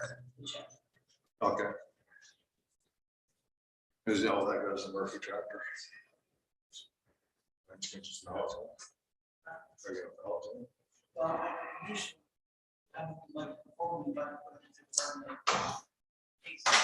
gonna pick it up, like, send a message. Okay. So he'll be here today, so. Here. Yes, he's gonna see you. Okay. They don't waste time to come out and get money. Yeah. I got $220,000. That's Right. Yeah. I might even, Yeah. when I go to Dark Spot or something. Yeah, man. Yeah, I got a couple things. Last week when we had the elected official department meeting, we talked about the audit findings that Scott had came up and went over. And then I had forgotten that he had written one up that divided it out for each department. So Rhonda had sent out the audit and then Scott sent this. So each of you should have gotten a copy of this. And so if some of you, your departments are in here and some of you aren't, but if each of you would look through this and if any of the items are your department, then starting in July, we're just going to kind of work through what your findings are. And then if you come up with resolutions on how to resolve those, and I don't want to say violation, but the deficiencies or material weaknesses. So at next month's meeting, if each of you can, if you're listed in here, and he did a really, I had forgotten he did this, but he did a really good job of going through and listing, and he circled things. So like I went through a couple nights ago and there's 3 or 4 in here that are us. So then we're gonna have to go through this and figure out what we're gonna be doing for those items. So if you didn't get this, please let us know, but I think Ron can send that out to everybody. And is everybody back here tomorrow for the electric workshop? I know, Scott will start with you guys, and if you need department, I'll have to call them, because we won't. So know. we may or may not call you tomorrow, it depends on where we're at.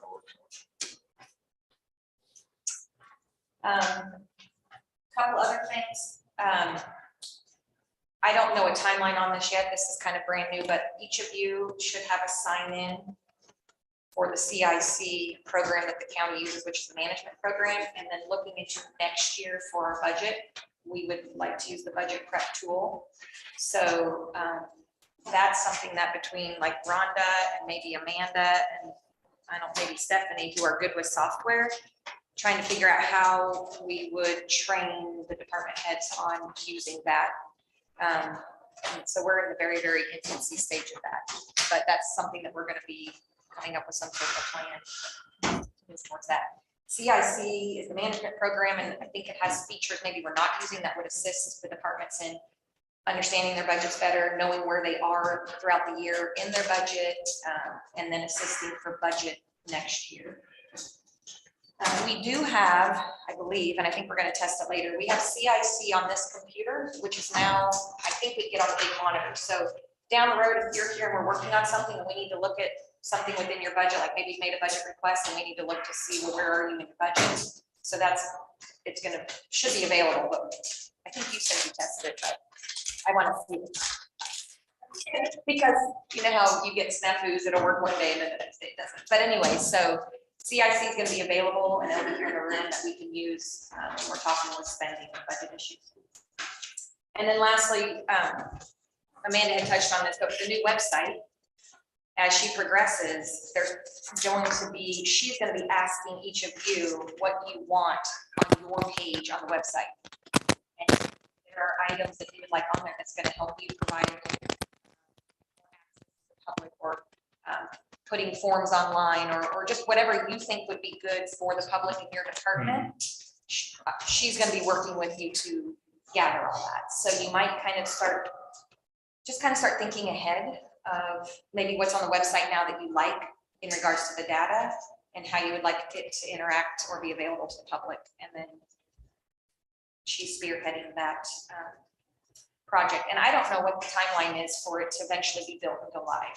So it should be by this, we're looking at the fall right now. If things, it could be a little sooner, it could be a little later, depending on, like, they give me deadline dates for different deliverables. So as long as I can on time. And then again, when we get with you guys, you can give me X amount of times to get, you know, I have this date to this date to get what you guys need. So as long as you guys deliver that, you know, as long as we stay on the timeline, it should be done by early fall. But if we go really fast, Get it done sooner. so it depends on us.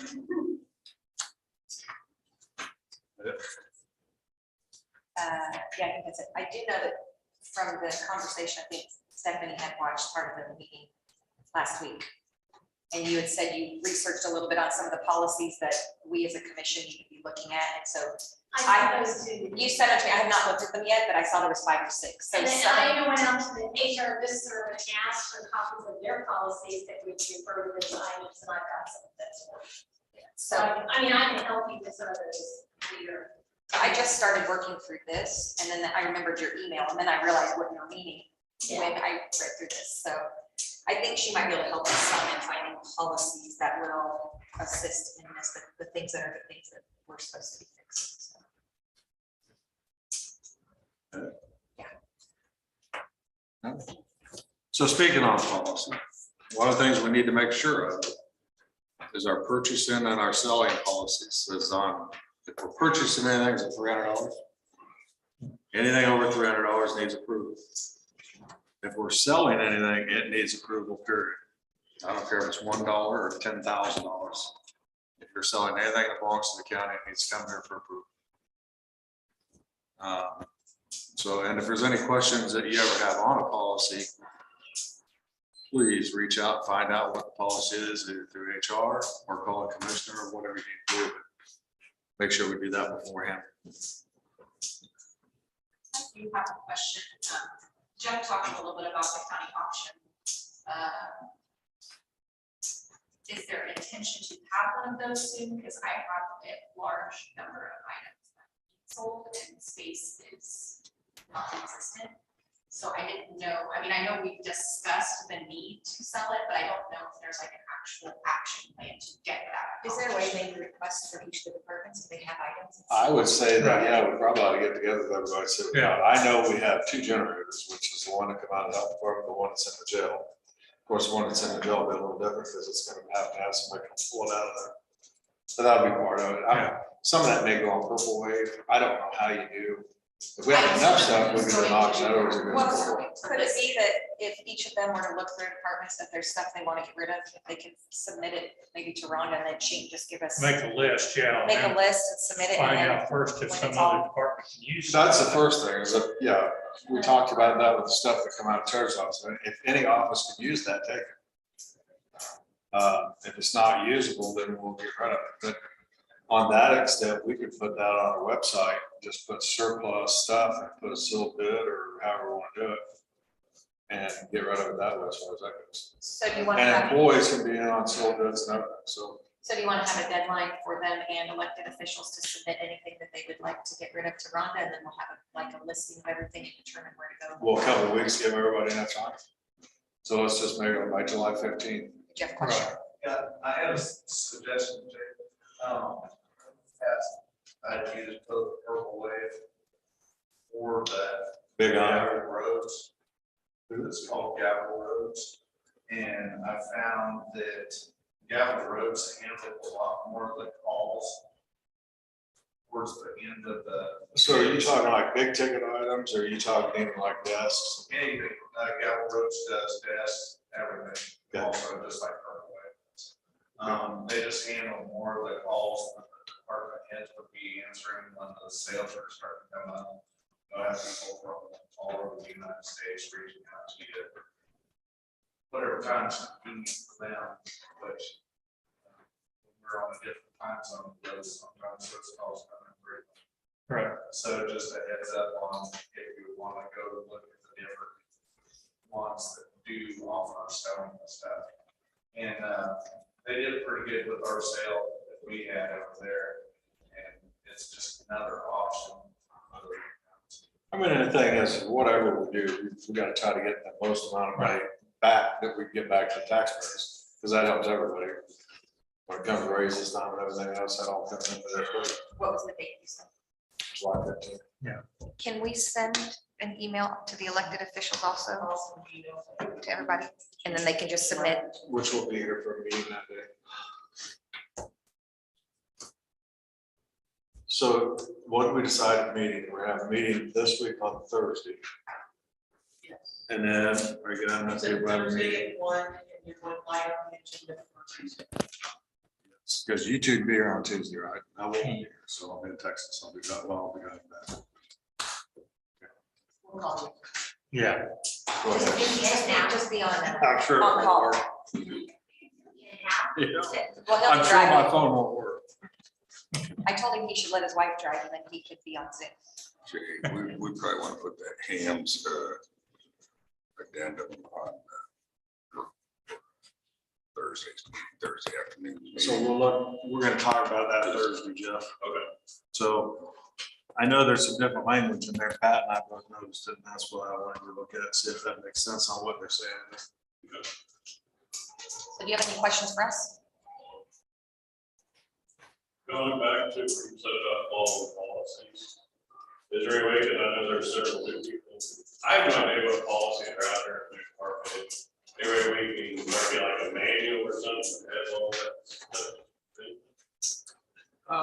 Do we have a policy manual with all that? Should have Other somewhere. than the handbook, if there's a. There is one in the handbook that says all There's that. department specific policies, I don't think that. But if you have any questions on any of them, then just reach out.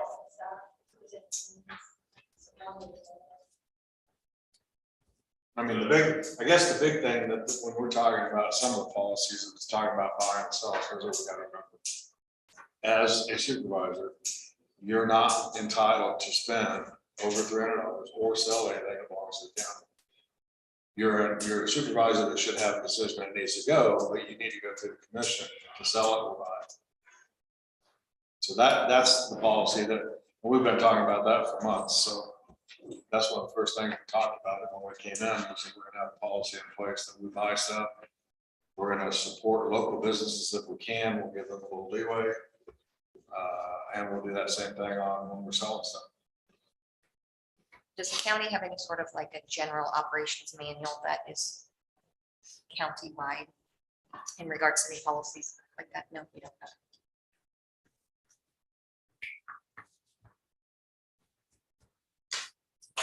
have. Okay, I think we're done. Amy, I know you're on the agenda. Can you wait a little bit? Josh, who else is with you today? My colleague Jonathan Early. Jonathan what? EHRLICH. Ehrlich? Okay, as long as I can pronounce it, I'm good with that. And just right here. Go ahead with the text. Ryan Creek's out there, is also. So you want to wait to do that? You can, executive session.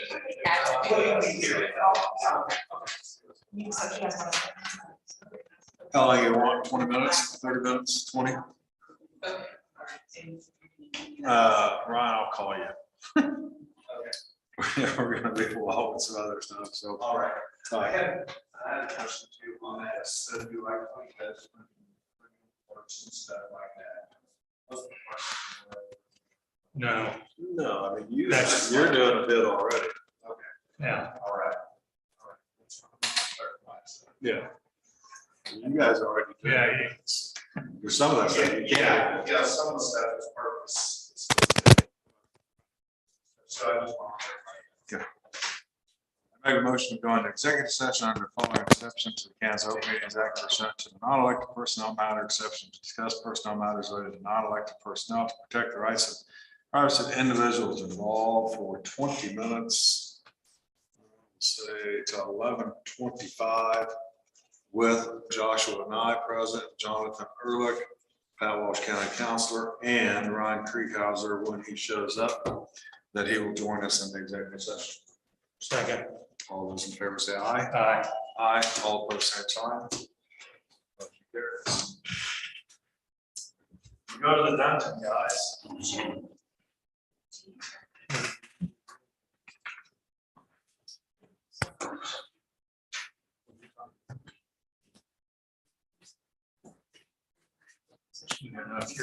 Joshua Nye.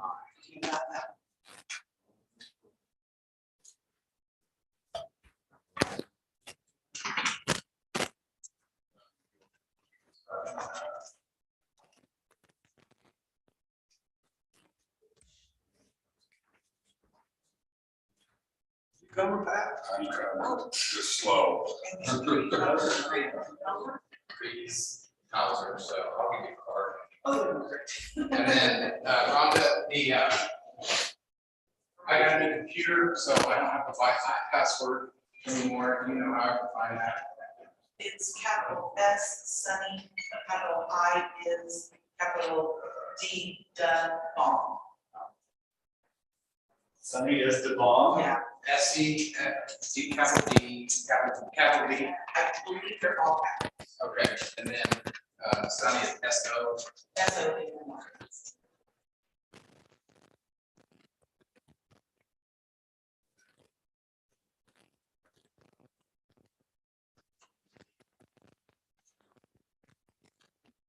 Oh, that was nowhere near where I was. Thank you.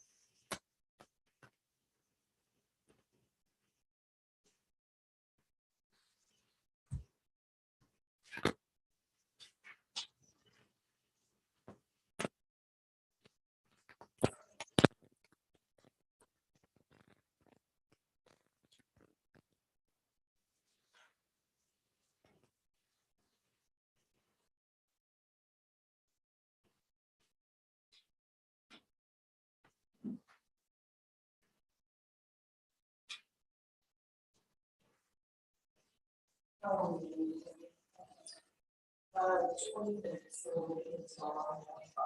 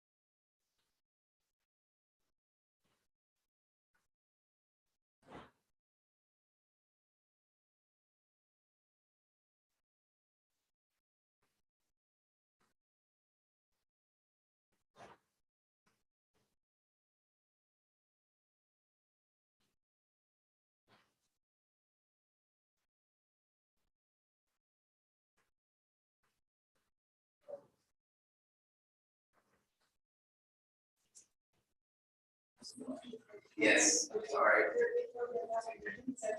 Just watch this board right here. That's very tricky. Yep, no, I appreciate it.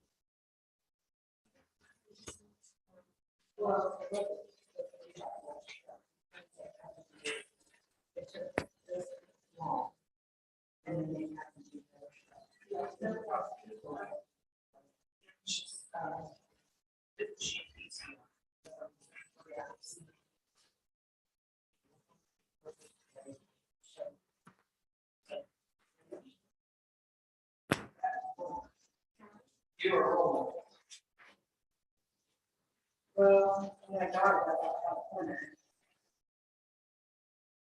We went from under street to that. We went from under street to that. Everything seems possible. Yeah. Really.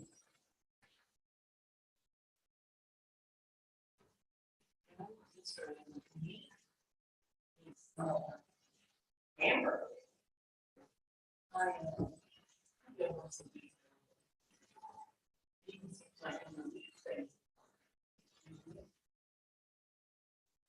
Well, my husband, when he lost that. And he used to go five, 9 months. Chicken dog, he called $3 or $4. Yeah.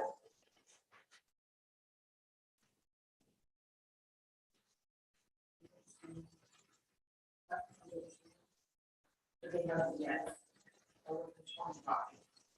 So we'll not do 11:24.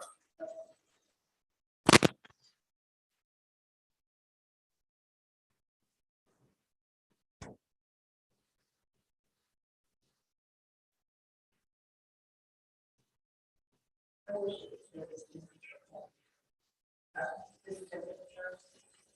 Oh, I really did it pretty still pretty cold. My computer worked this time, but that was 7 o'clock, so I've been out.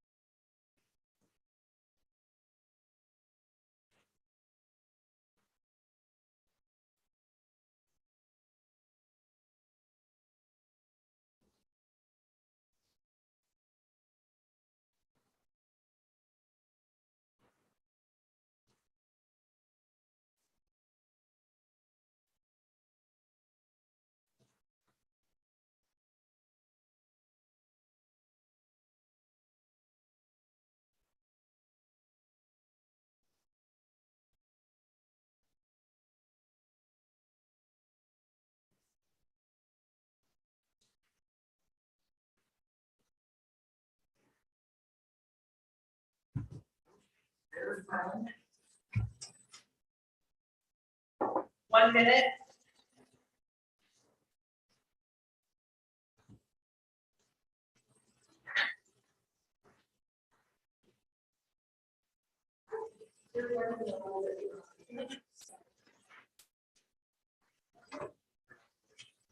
Are you extending? Extending 20 minutes. Okay. There's 20. So they were 11:25, now it'll be 11:45. So they won't be out of their session until 11:45. 11. I'm sorry, I have this on because heard 11:45, so we're in executive session until 11:45. You're fine. Look, that's fine. You look really, really busy. No, I'm fine. If I'm wanting to show this slide, like right here, or yes, that's really. I'm trying to do that. No, maybe actually. We're talking to that. Oh, okay. So do you want a big screen? Okay. I'm not sure how, because we're recording on that, so I'm not sure how. I use the box, it's gone, but we'll see. Let me see what I can get. And you're okay. I don't know.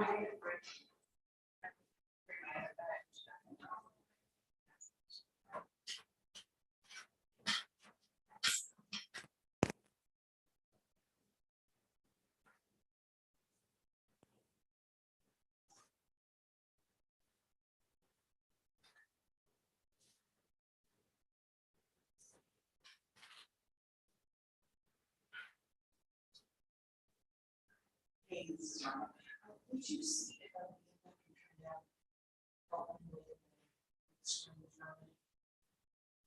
Okay. Well, I'm having things in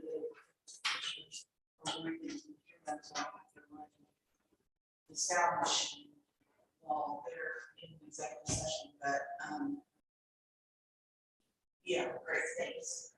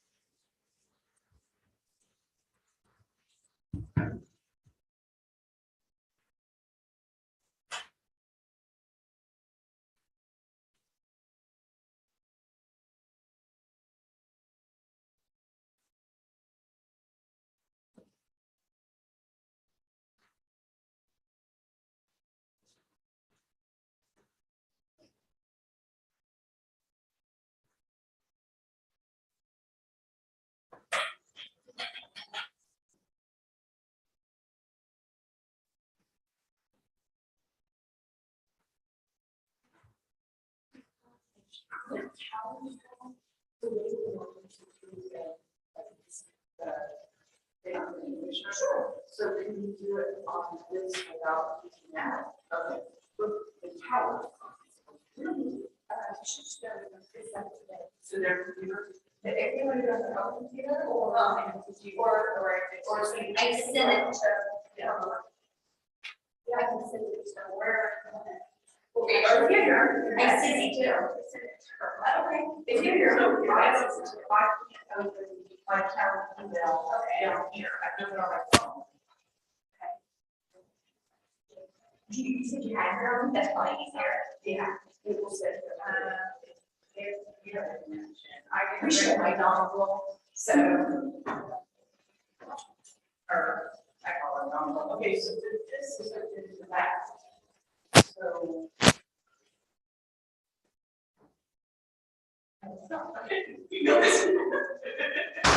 Okay, so what I don't have HDMI on here. Okay.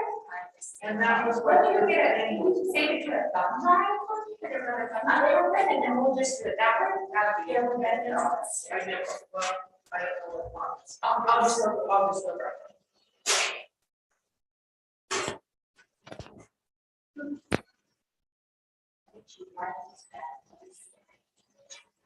But I like, all your lifetime here, you have a lot, so you eliminate noise, and you have to download an app that noise. Oh, yeah, I have enough. It's a nice question. I think just, no, I'm sorry.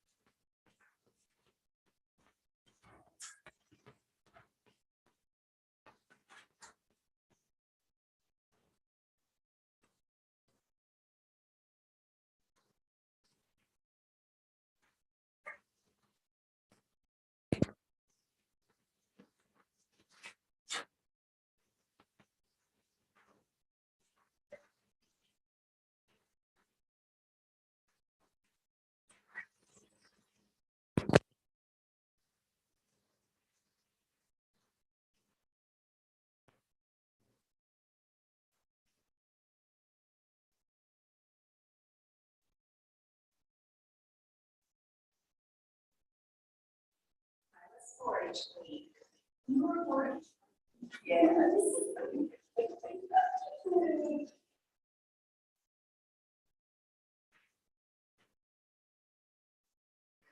I donated all my proceeds to all those, because I have to service the cows and pigs and horses and sheep. But it's called the brown robin. I want to keep it. So, I want that to be got there. I told you everything. And I walked in the house and my husband has, my mom had been there. She said all the boxes and she lined up all he goes, why does he want it? I said, you don't even know. Of course, it's 13-year pin.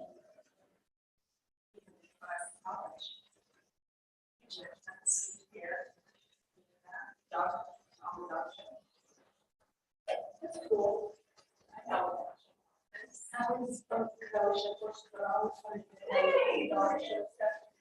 do. Yeah, my husband's a turn around. And my dad did too, he said that. And I said, she knew I could go back.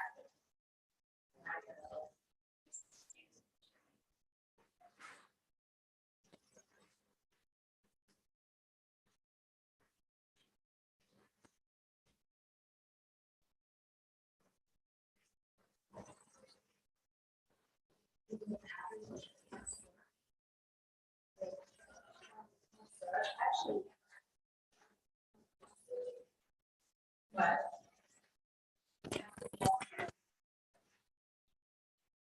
oh,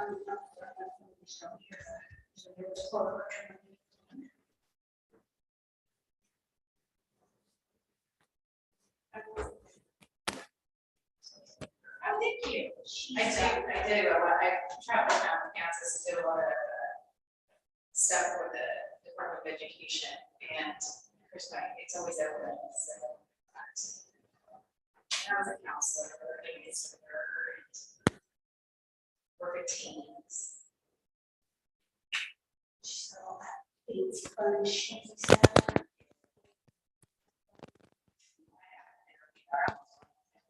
There we go. Oh. He's 67. Okay, so we not on the top.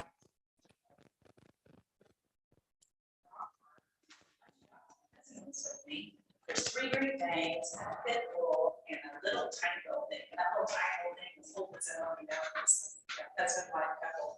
And I said, do they play? And Max was kind of looking at it, they were really loud. And so they said, yeah, let me get a leash on 2 of them and just so they get used to each other. Okay. So as I walked in, they attacked Max on me. It bit my leg. It's really bad today. I might have to go in. And so my husband, when they shoved him over in the corner, my husband came over there. And then they get Gowan over there. So I mean, it was like a 30-second happening, right? It seemed like it lasted forever. So we got it back in. And she was apologizing. She said, "They have their shots. I don't know what." I just said, "No, that's okay. I'm trying to get out of the response that's being committed." Yeah, action. The dog bite in on my leg. I feel so bad for Max. Max is the sweetest dog. He is. That's crazy. So He's he's the Dane. They were the Dane. And I had Dane. It was That's what I said. they were not. The pit bull was in the mix. And yeah, no. And so. Email typers. This is such a pain. I'm so sorry. I can send out my Gmail here. You would say I prefer what's going on. But I was, because I have a little baby dog that I got from my son with COVID hit. And he's so little, he'll get rough with Max. He's little. And I was going to go. Oh my God. So he's the sweetest. He's so sweet. And she was an Ottawa, like, how long ago was it? We used to have that people. Yeah, 8 years ago, Florida this, so 2 years ago. We were in Ottawa, and It is a. we were, rentals. And so as during COVID, we have, just our kids and stuff. And, that was happened earlier, they stopped, we were on the trail, where, and so, it's like this. It's off my house, right, the house next to mine, and it's 2 dogs that are flying around, and, they weren't first, no owners or anything. And people attack Max, and got him around, screaming. The dog and all of it. And again, I raised dogs, show dogs, and my own stray dogs. So she always told us, and she always had sometimes dirty speech, and I get the little dogs. And I took like this, and I just punched the dog in the nose, and they came out. You have to go on the ground. the dog, and I mean, so he's on the ground. That, gash on his back. And so I called him. I was so upset. I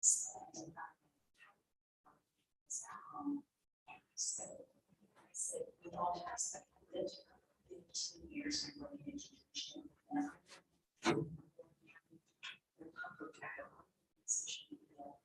And I said, it is on your back. He said, that was a little kid or it's a small baby. And I said, that kid would have been. And I said, I didn't know. So I said, you know, little kid, one of them let go of the beach, right? And I said, so I don't know.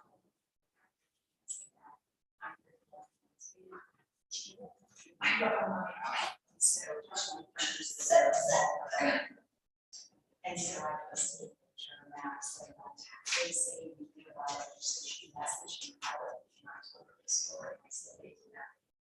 So she helped me with that, 2 hours later, she was, it's taken care of. And so, and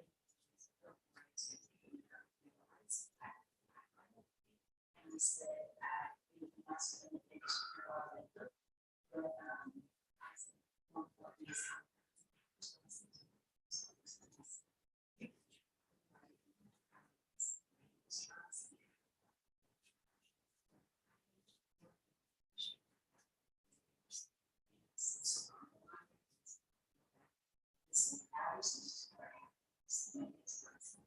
So excited. Isn't that not true? Like I call, we call it not just a number. It's not. I know what this happened. She's scary. It's interesting. Yeah, so more people love their pets. But they were all so.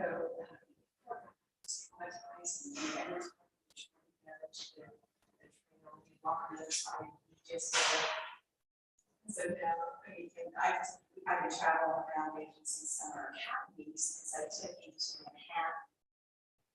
And there was some that activity that I did to the water last week. You're like, I go, don't worry, he's going to Garden City, I'll put you on there to come and tell. He's a good dog, he's a sweetheart.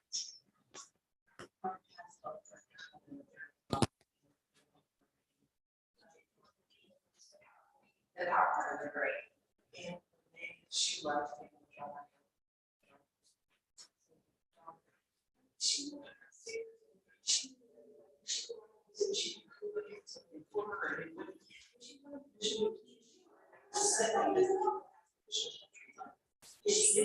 And she looks at them like, oh, I'm here. Oh, actually, he's right behind her. That's like that one.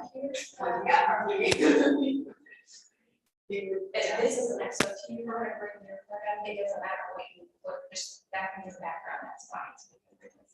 See this part or not, but then there's fine, mouse, keyboard, you are awesome, and I'm.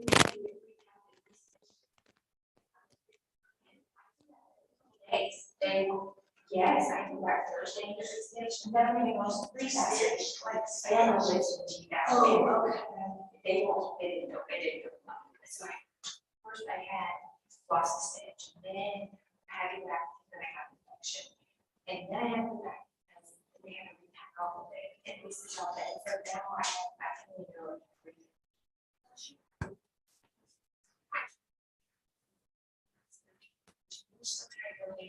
That's what you're doing.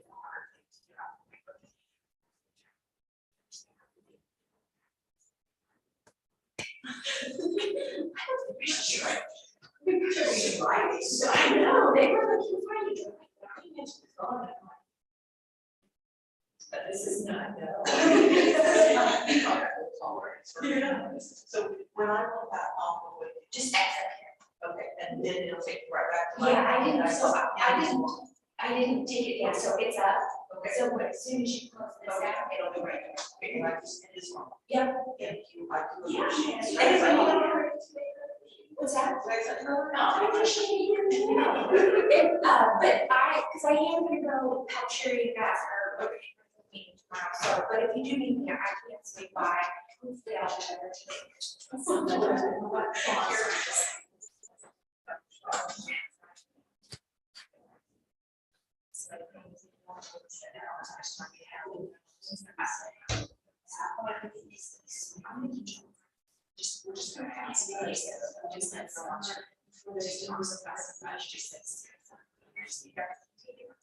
there. I'm just doing all the same things. Everything was just stick out. Some of that stuff. But yeah, Max will go around the room, make his rounds, and then he'll pop down by somebody, just like, they're like, oh, I guess I need it today, like, yeah, I guess you can. I took him to the last high school I was at during finals week. He just got groomed and it's he Francis was so proud. So I went and grabbed him about 9 o'clock in the morning and brought him to school, and he was poopy. And by the time he got home, his head was matted. I mean, those high school kids needed it. And he's exhausted by the end of the day when he does that. That's our, so wise, yep. I just moved into a new house, and so he's, and there was, 100-year-old trees, and so squirrels and cats are the things that indoors you don't see. And outdoors, he's like, come on. 1 minute.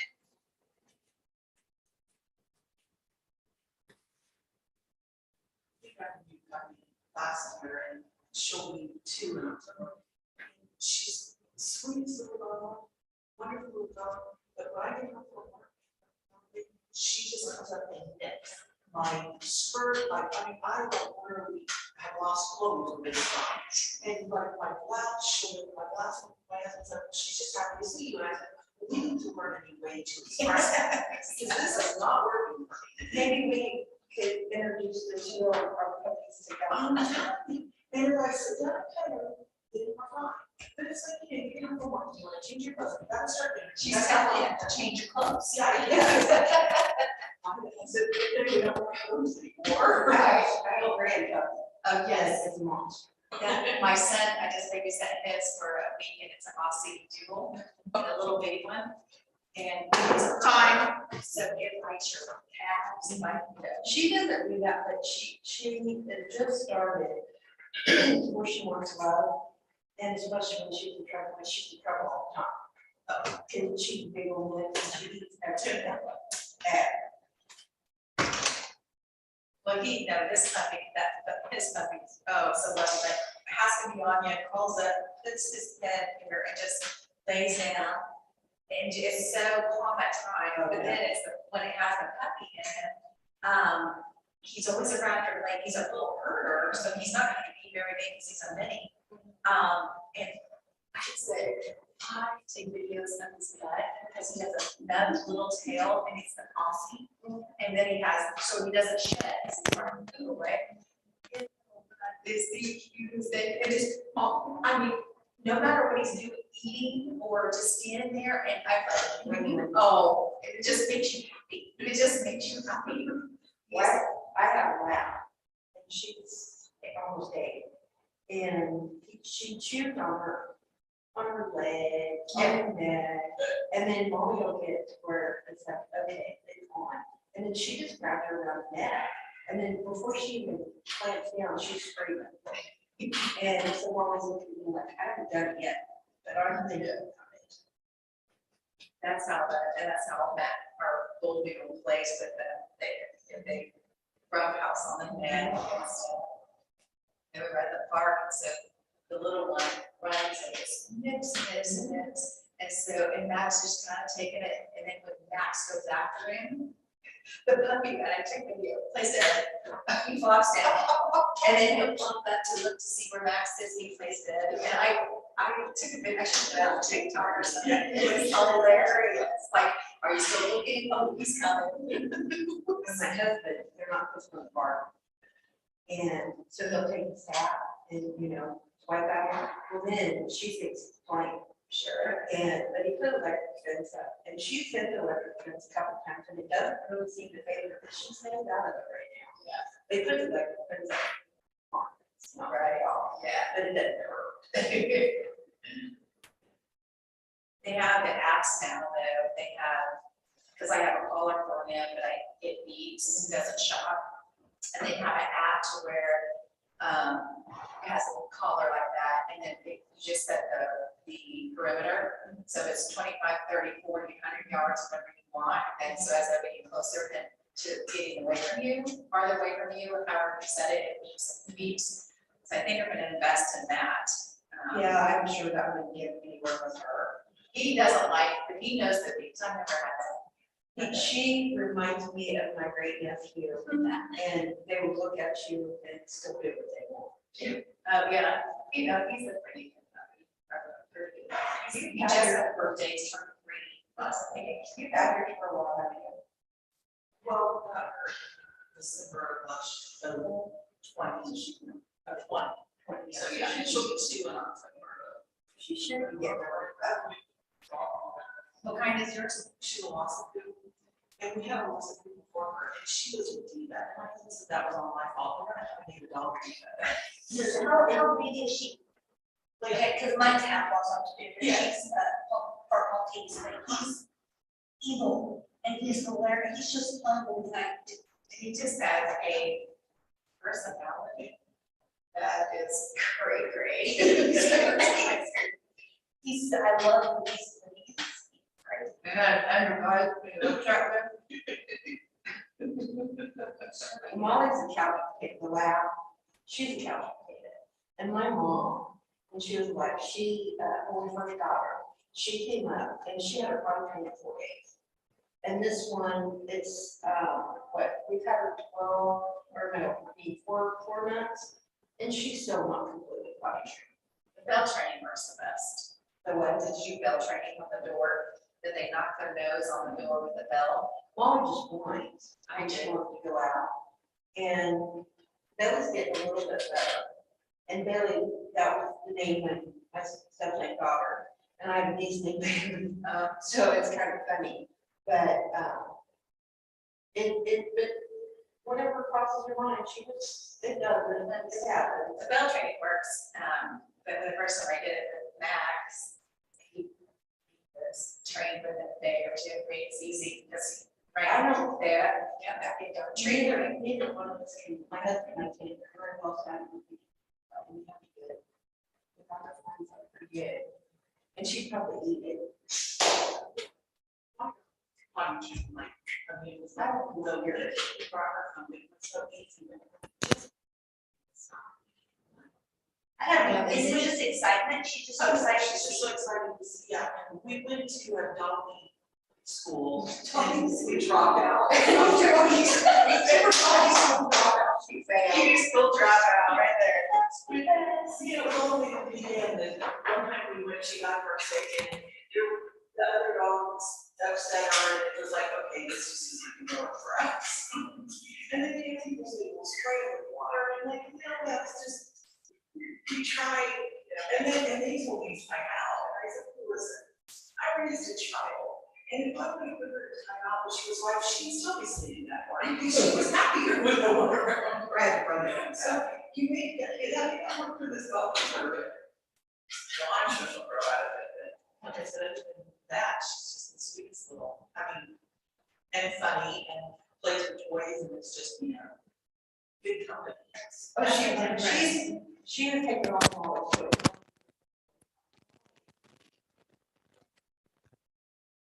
Supper time, and if I'm not fixing supper, she will whine. And if I don't get up to do it, then she'll go tell Dad. And then she whines when it's bedtime, and she wants to talk to the kennel. She does her. She wants me to go to bed. Now, she doesn't sleep with us. She has her own bed, which I'm gonna be in bed. And yeah, yesterday they both ran off. We have a huge yard, we have over an acre. And they both went off.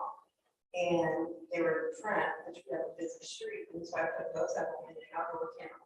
And Molly just threw a fit, she never barks at nothing. She does part, and she was not happy. She never had to go in the kennel. So, and I made her stop, it was cool enough yesterday, but I made her stop there almost all day. Our stove.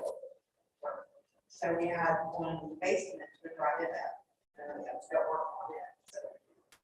Trying to get it to work, and it's still won't work.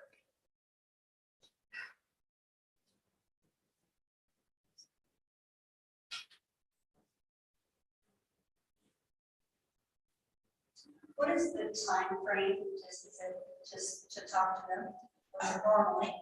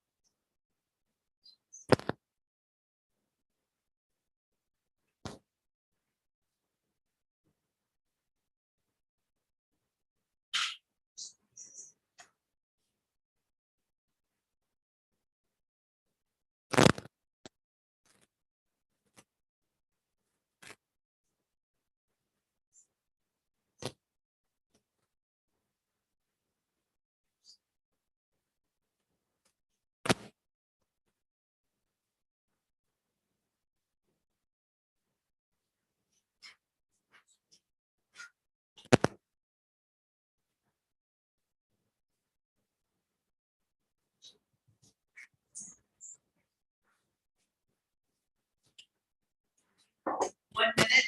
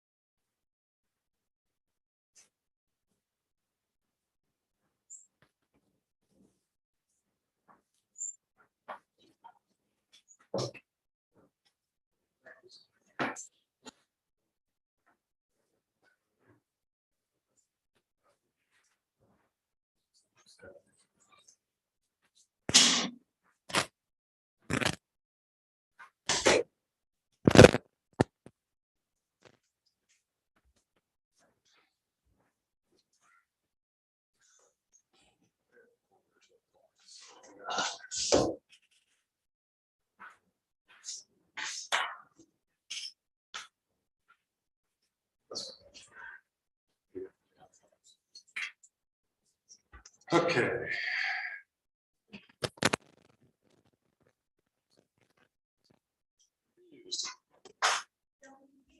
Tammy, we got a few minutes so we can have them.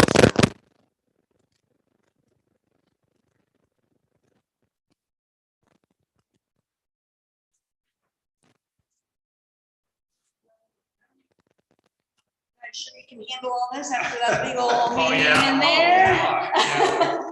Got somebody. Get our ears going again. Well, we are just kind of here to present kind of something we're bringing to your area, just so you kind of are aware of it, because we are going to do a capital campaign. We've already started. We've got $1 million investment for our capital campaign that we're launching, and it will kick off about the 18th of July. So as you get questions and those kind of things, we just kind of want to bring this to you.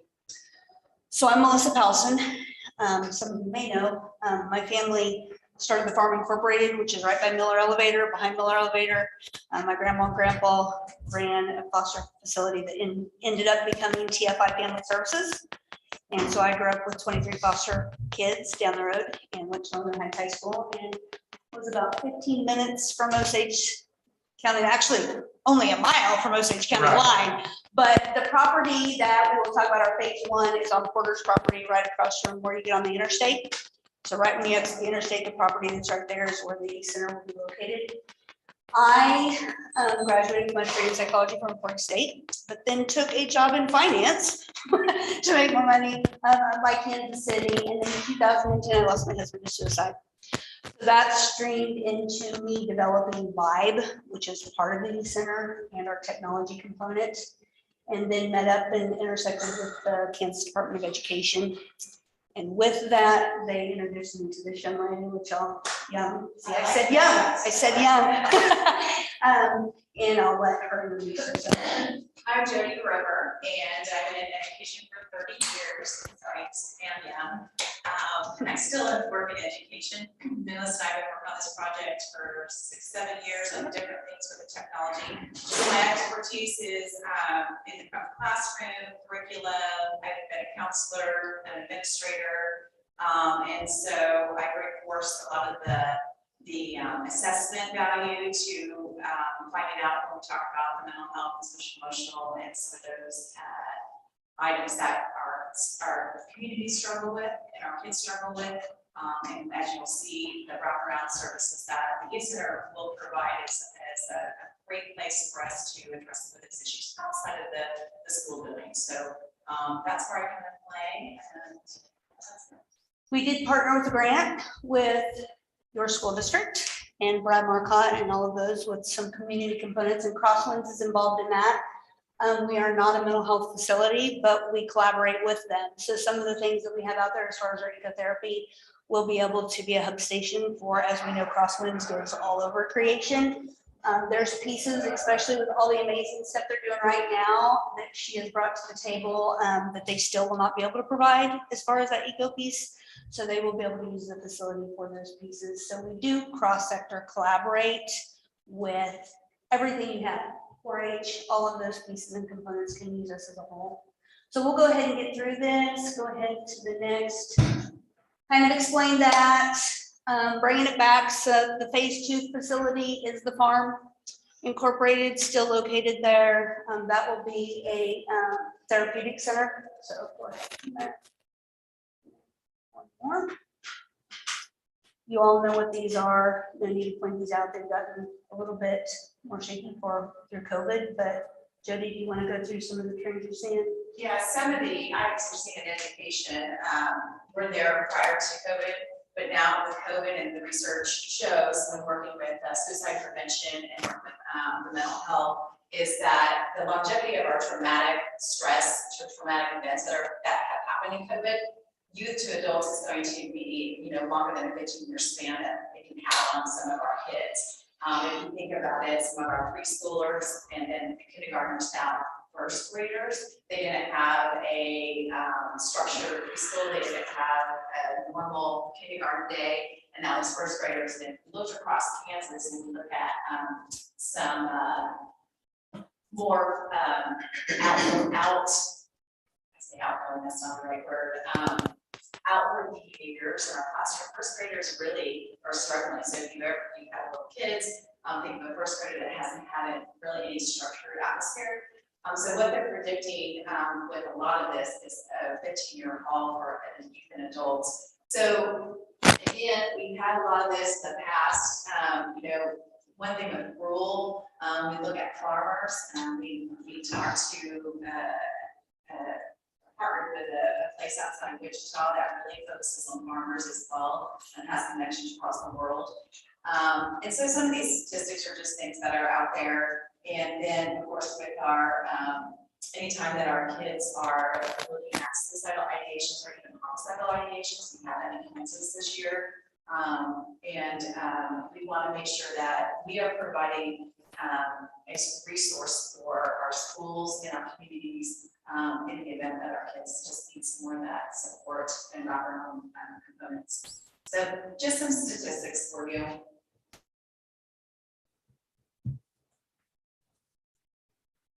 So we are the prevention, early intervention, and Vibe that I talked about originally that we first started. That's our ecosystem that promotes the health and well-being Why are we in rural? Because I grew up there, you're here. There's nothing stronger than some of the aspects that rural Kansas can bring us, especially that location, and I saw it. So I lived it. I lived watching the kids grow up and learn from experience. So we're very much an experiential center that has the nature programs, the programs and activities. Talking to Dr. Watson, which is key to our facility, the summer learning programs and some of those pieces that we will be able to offer is really key as they continue to offer the fidelity pieces. But every program that we have out there is active, so it's all experiential. So when you get out there, you can test resilience of your family. You can look at all of those components as you go through our activities, ropes courses, all the different things that we offer, as well as our experiential labs and those different pieces that we will provide. And here, more are the individual groups and the coping mechanisms that we're strengthening, like she talked about the pre-K. That's really big to us. Our research team is Penn State University. So that's key. We have an awesome research team and they start at pre-K. We're missing that. We're starting way too late with our kids and looking at what they need to develop as far as life skills.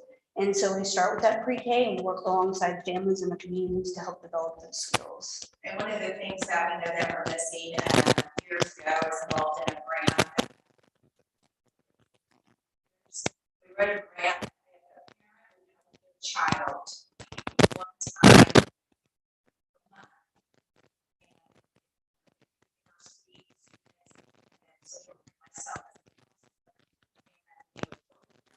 Parenting, and the kids would learn do some different skills and things. And we started supporting families and making us how to actually follow the program. 6 families followed the program, and the Senate was on the computer during this whole time, and so that was the grant. And so hard to connect. I raised 3 boys, 3 teenagers, they're in their 20s now. And so hard for us to get back to that connection. So not only are we doing items for the kids and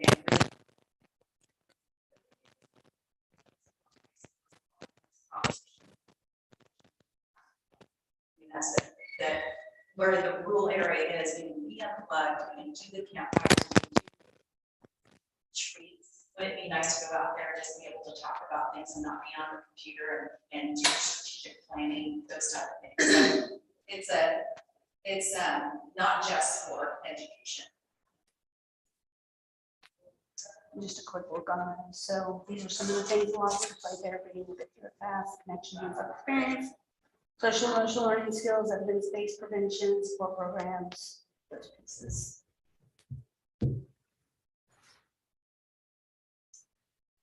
Phase 1, like I said, it'll be right off I-35. It's 350 acres there that will be continued back, but it will have the conference center, the offices, the life skills center as part of the process. And phase 3, the feasibility study goes into a phase 3 process. So it's over a 3-year process as far as our feasibility study, but it will take, our fundraising process will take 3 to 5 years. There. So where we're at, so right now, we've had Dominant Capital that led us with $1 million to the Isaacs. But we also have partnerships with Anderson Knight Architectural Firm in Kent State and BJS Construction that is right now doing all of our renderings, which we will make sure we send you when we have, so you can look through the renderings. That's fun. Our partnership with Penn State's been existing now for 6 years, and it's very strong with our research and development that we've already established. Next Learn Wichita. So we've done a lot. Department of Justice grant. We have how many schools in our Department of Justice grant right now? 5 or 6. We have 3 school districts. 3 school districts. Yeah. 5 multiple schools. And the Department of Justice grant there, that is the Stop Violence grant, is really on professional development and trauma-informed practices for adults. And then we go in and we assess to see what impact it's taking, because with that being trauma-informed is one thing, but actually living it and doing it in your community, we're seeing if it has a positive effect, which we know it does. And so we're just in the 2nd year of that grant. And then using people in the community, that's a Lyon County need there, but we're able to use those cross-sector collaborations. If there's people here doing really cool things, we can bring them out there to embed them into that community so that we can grow with our own experts in those fields.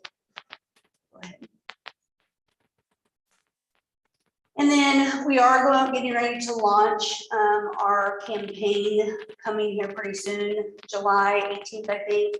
But we're going to do some media publications as well. The whole campaign's 21 mil right now, but it's going to grow a little bit as we work with our architectural firms and those type of pieces.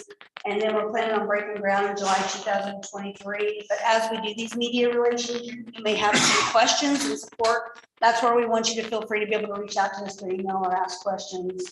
And then we will cross-sector collaborate with ESU, local school districts. Flint Hills VOTEC's a big one. They want to come out and add. We're going to meet with them on some other things. We've got a long ways to go with them right now, but they are looking for some place to implant classes, and that's a really neat environment for them because it's in between places and it will help them grow. So some of their experiential classes, we're hoping to be able to embed them out there as well. And that's going to be a very strong partnership when we're looking at the facilities for CTE, buildings with the automotive, the electrical, the HVAC, the culinary arts, things that they offer. So in partnering with them, those funds, that's the conversations we have is how that works together, what they offer us, maybe what grants they can help us write and partner with. So that's huge because they're looking out and looking at the demographics of how many students and adults that would help in not having to travel farther or whatever it might be. So we're really excited about that conversation. And just, you understand this, small communities are close. We know each other, we talk to each other, whether it's out in the field or hauling things into town or whatever we do. I love the small town, we're up there in the small town involvement. So it's really important for us to touch base with like we're doing now so that you understand. And so that we can work together if things do come up. And just the education partnerships that we will deal with here. I know several people that work for your school district and I love them. Great school district you guys have here. And just the mental health partnerships and those type of pieces. It doesn't necessarily have to be crosswinds, but if you have a counselor, local counselor, who wants to use our facilities, that is needed. And our cost breakdown. It's going to end up looking more like a $33 million bill, but when you say those numbers, we have a USDA grant loan right now that we're working on that takes care of takes care of quite a bit of that. And then the rest will come through private, all the different types of fundraising options, not just. That's pretty much it. I'm just kind of excited to get in front of you just to kind of show you I'm a Osage County girl. So I really love this community, you know this family, you know so much about this area. And we're just excited to come to where we're at. If you exit there, you're 30 minutes from Topeka, we will have our own transportation. So we've been able to help people there. So that's a big key thing, especially for Topeka and Shawnee County, we want that transportation. But we're 20 minutes from Emporia. We're kind of in the middle of everywhere, right where we're located at right now. The facility that stands there is going to be put back to use the way I kind of saw it, but in a different role. So it'll be kind of neat to see that kind of come alive and just to wrap everybody around that and be able to offer those extra support tools that we're lacking and be right at your back door. So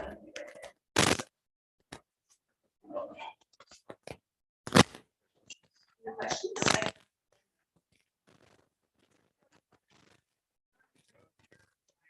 Expecting surrounding counties? Well, and is it population based?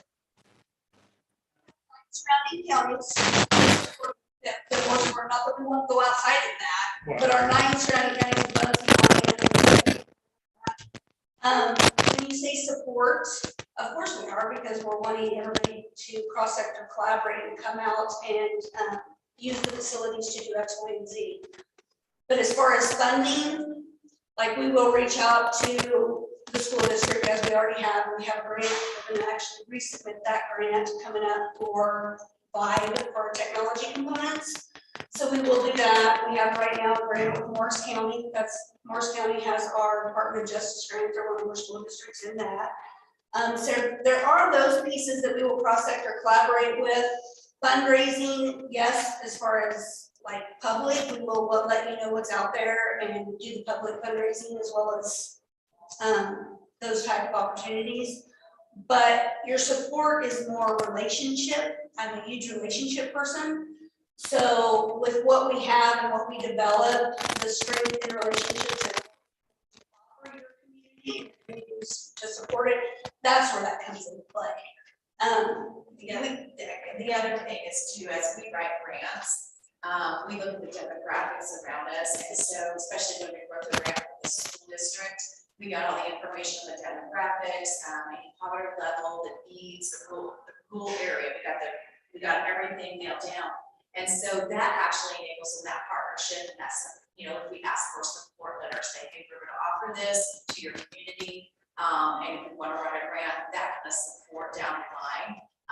Those are the type of things that just making that connection, knowing who we are and what we have to offer. And so that, you know, your community can come out there with a grant, community can come out there for free, or we host a big event and all your community can come out there. Those are the other type of relationship components that we will be asking for down the road. We have an LLC and a nonprofit, so there's two sides to this. Yeah.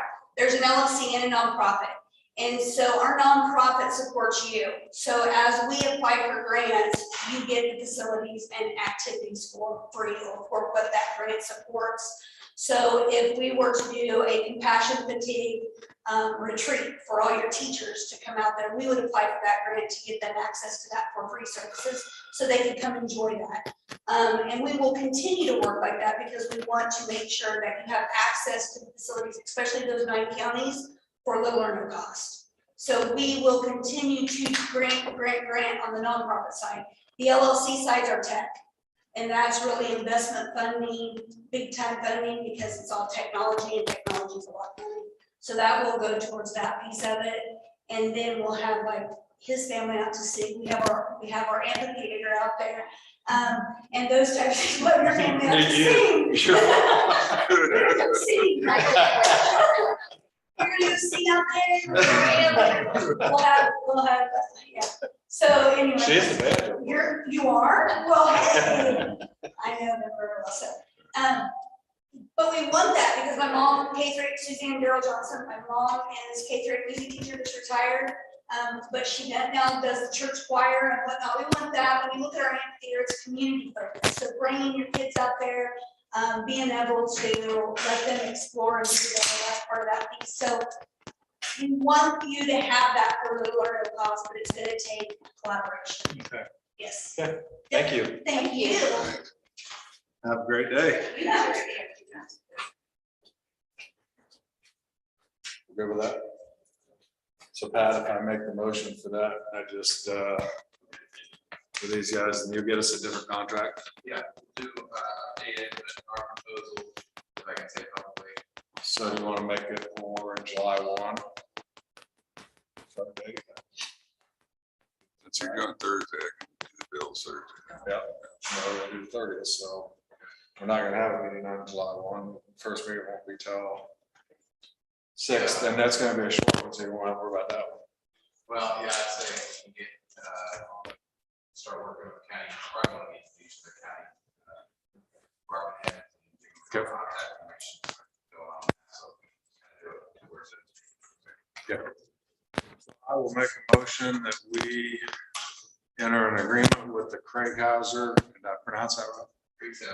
Craighhauser Nye Law Group to be our county counsel starting July 1st of 2022 for a 1-year contract. 1 year.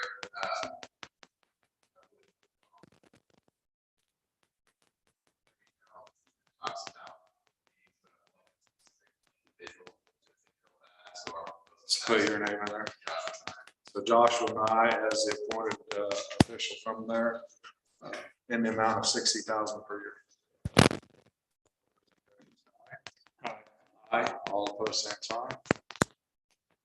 All right, welcome aboard, guys. We'll see you, I won't see you next week. I'll be in Texas. I'll see you July the 11th.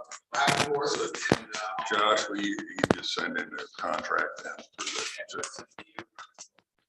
Either one, if you want to send it to me, if you get it to me by Thursday, I can deliver it to them. Yeah, if you bring it, and we can get it down on Thursday and have it done. Okay. Sounds good, and then I'll be in touch with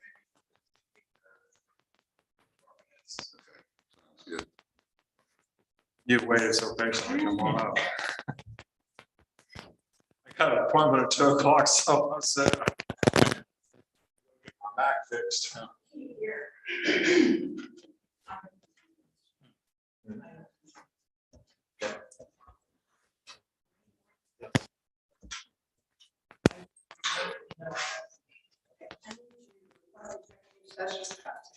Okay, who all you need there?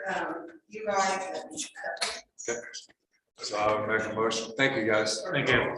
I would make a motion to enter executive session under following exception to the Kansas Open Meetings Act pursuant to the non-elected personnel matter. Exception to discuss personnel matters related to non-elected personnel to protect the rights and privacy of the individuals involved for a period of, I'm gonna say 12 minutes, so we'll go to 12:30. With Stephanie present and Tammy Finger and Pat Walsh present. Second. All those in favor say aye. Aye. Aye. All opposed, same sign. Thanks. I got to be out.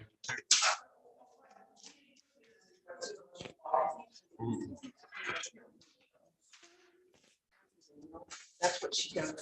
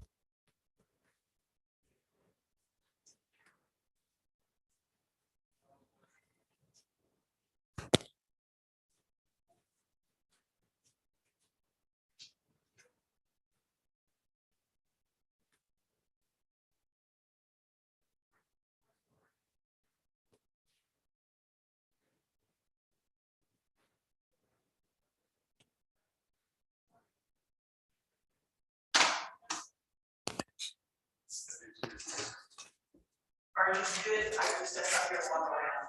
Oh, gotcha. Okay.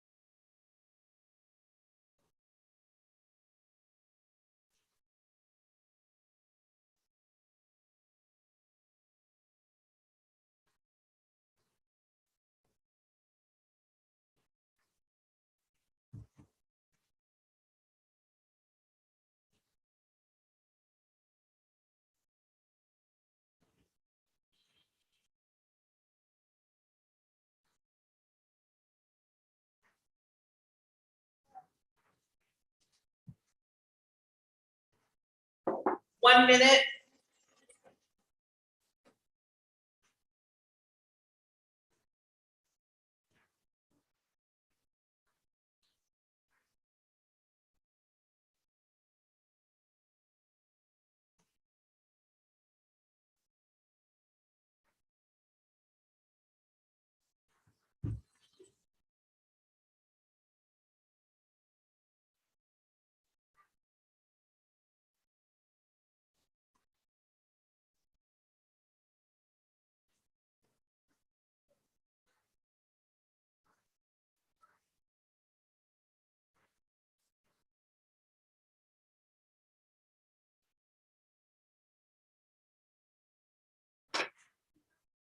We're extending 5 minutes.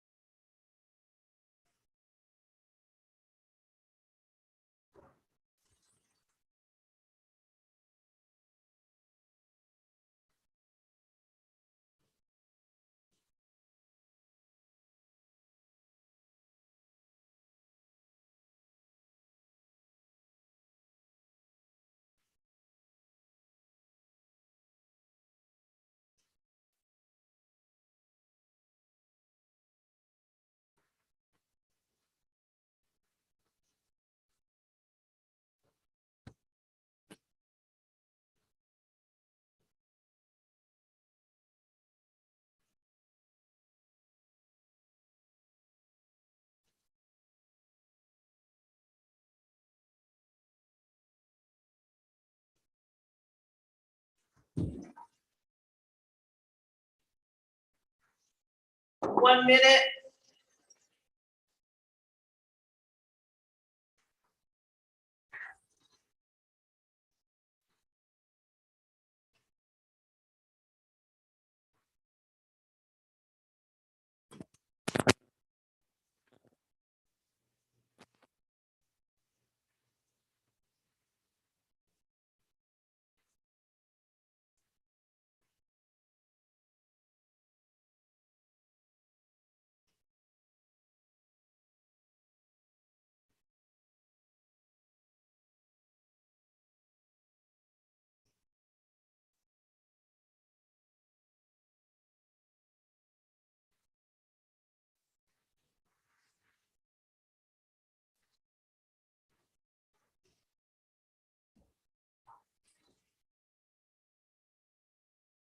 Time.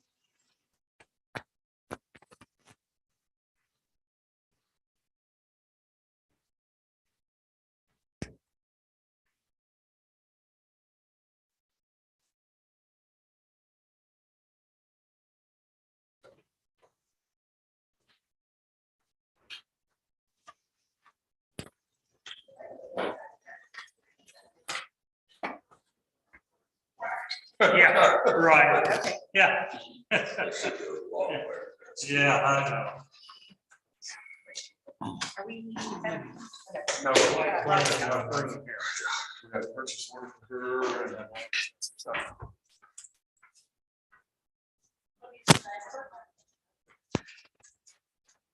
We may need to again here in just a couple months. So don't figure out when we may need to in a couple months.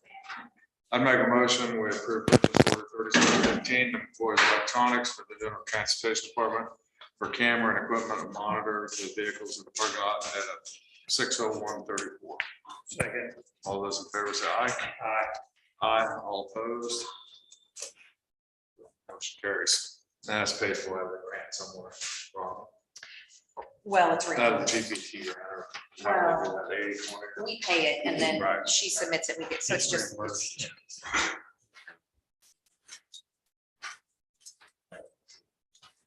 All right, Rhonda.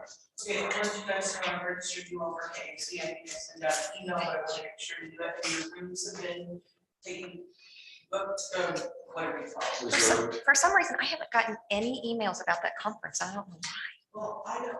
So I'm glad you did that because KAC, no, Oh. October. Yeah, that was over, we probably have extra. To go because yours too, I'm sorry. Because, no, there's yours. Are you ready to hit? Okay. Sorry. But we'll probably have extra room, so. Okay, I have 3 purchase orders from sheriff left, and I'm sitting them down. And while I'm sitting them down, I want to tell you that, Alex Zerbe sent an email that they met and have appointed Brett Rose as the fire chief and Robert Wood as the assistant. I told him I would invite you to that. Okay. We have a bill from Goldberg and Associates. And I will turn this over to the treasurer's office. I have one question about it that maybe I'll ask Pat before he leaves. Okay. And then, we have there were some things from PDC, maybe you can do a quick PDC tomorrow and take care of these. Okay.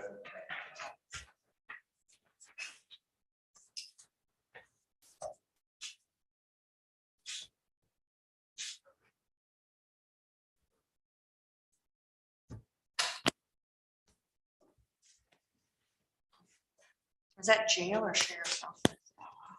I've got 2 for the jail and 2 for the sheriff, so I'll read them. I'll make a motion to approve purchase order 3703 for Omega Software payable out of the 911 fund and the amount of $10,238.76. Second. I'm gonna read them all. Oh, okay.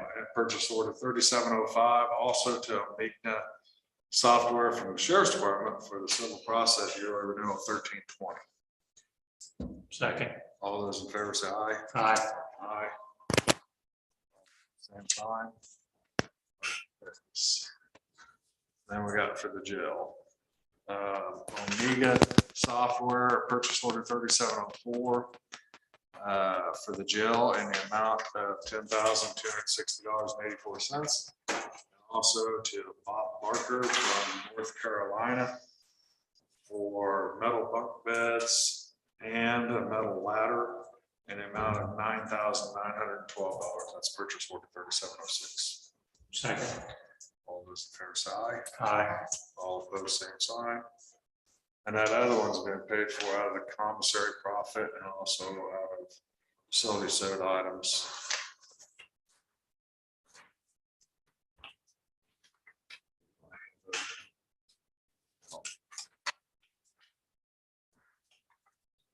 That it, Rhonda? This tomorrow, so I know Yep. we on, we did do it. Yep. Okay, it's not easy enough. All right, so I'll make a motion to go into executive session for.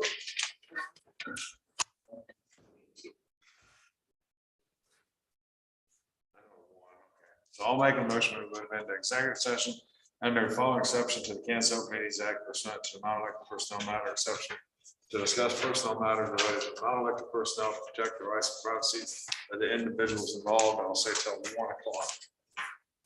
Second. All those in favor say aye. Aye. Aye, all opposed, same sign.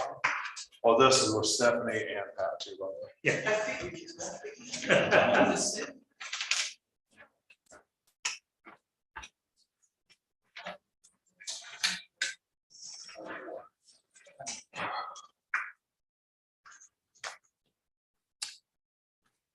Rhonda, later on, I have a question for you on here. Someone looking at on the report.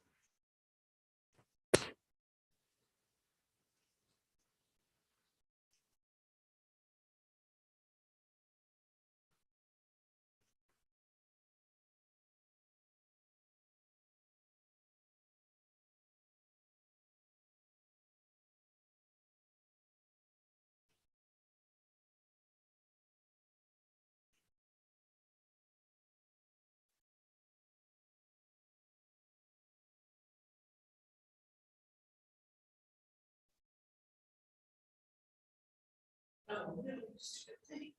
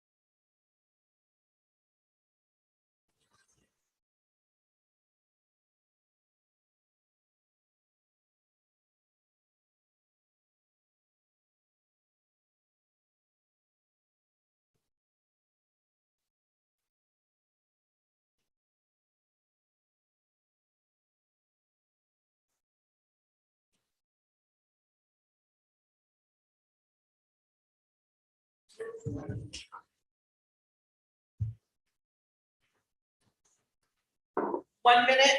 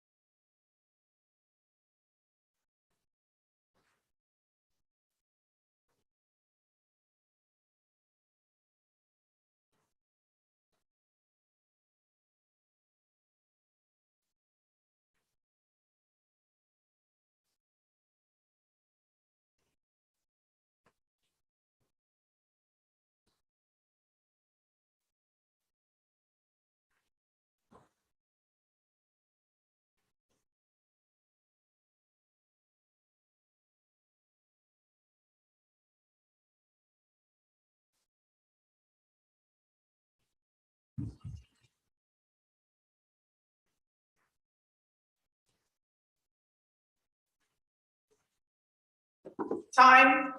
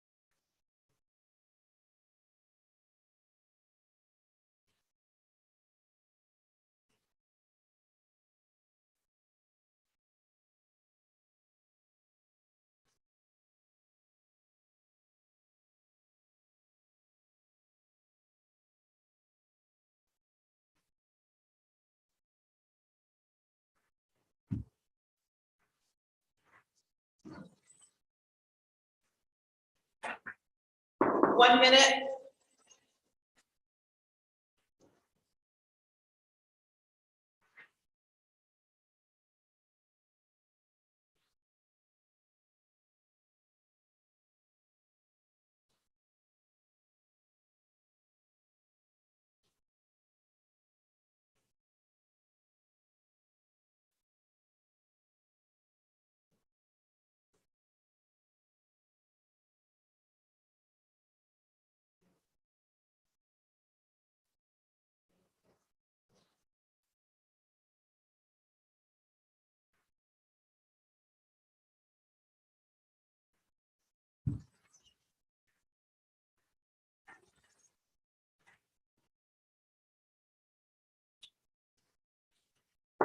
Time.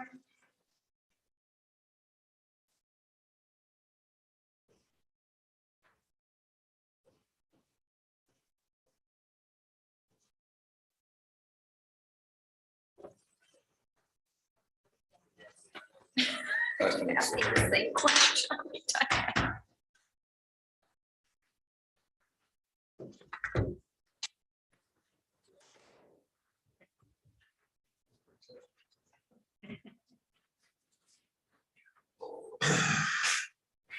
Was there anything else we had?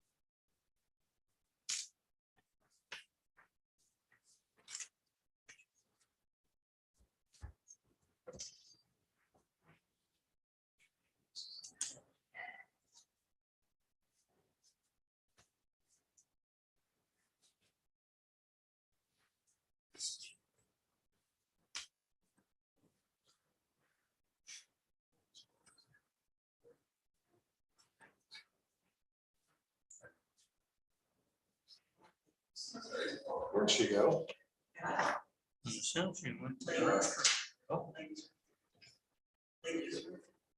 Well, she didn't know that we were gonna get out of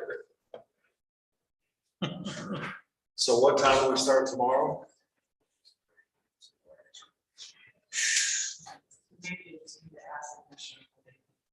Rhonda, what time do we start tomorrow? 8:30. 8:30.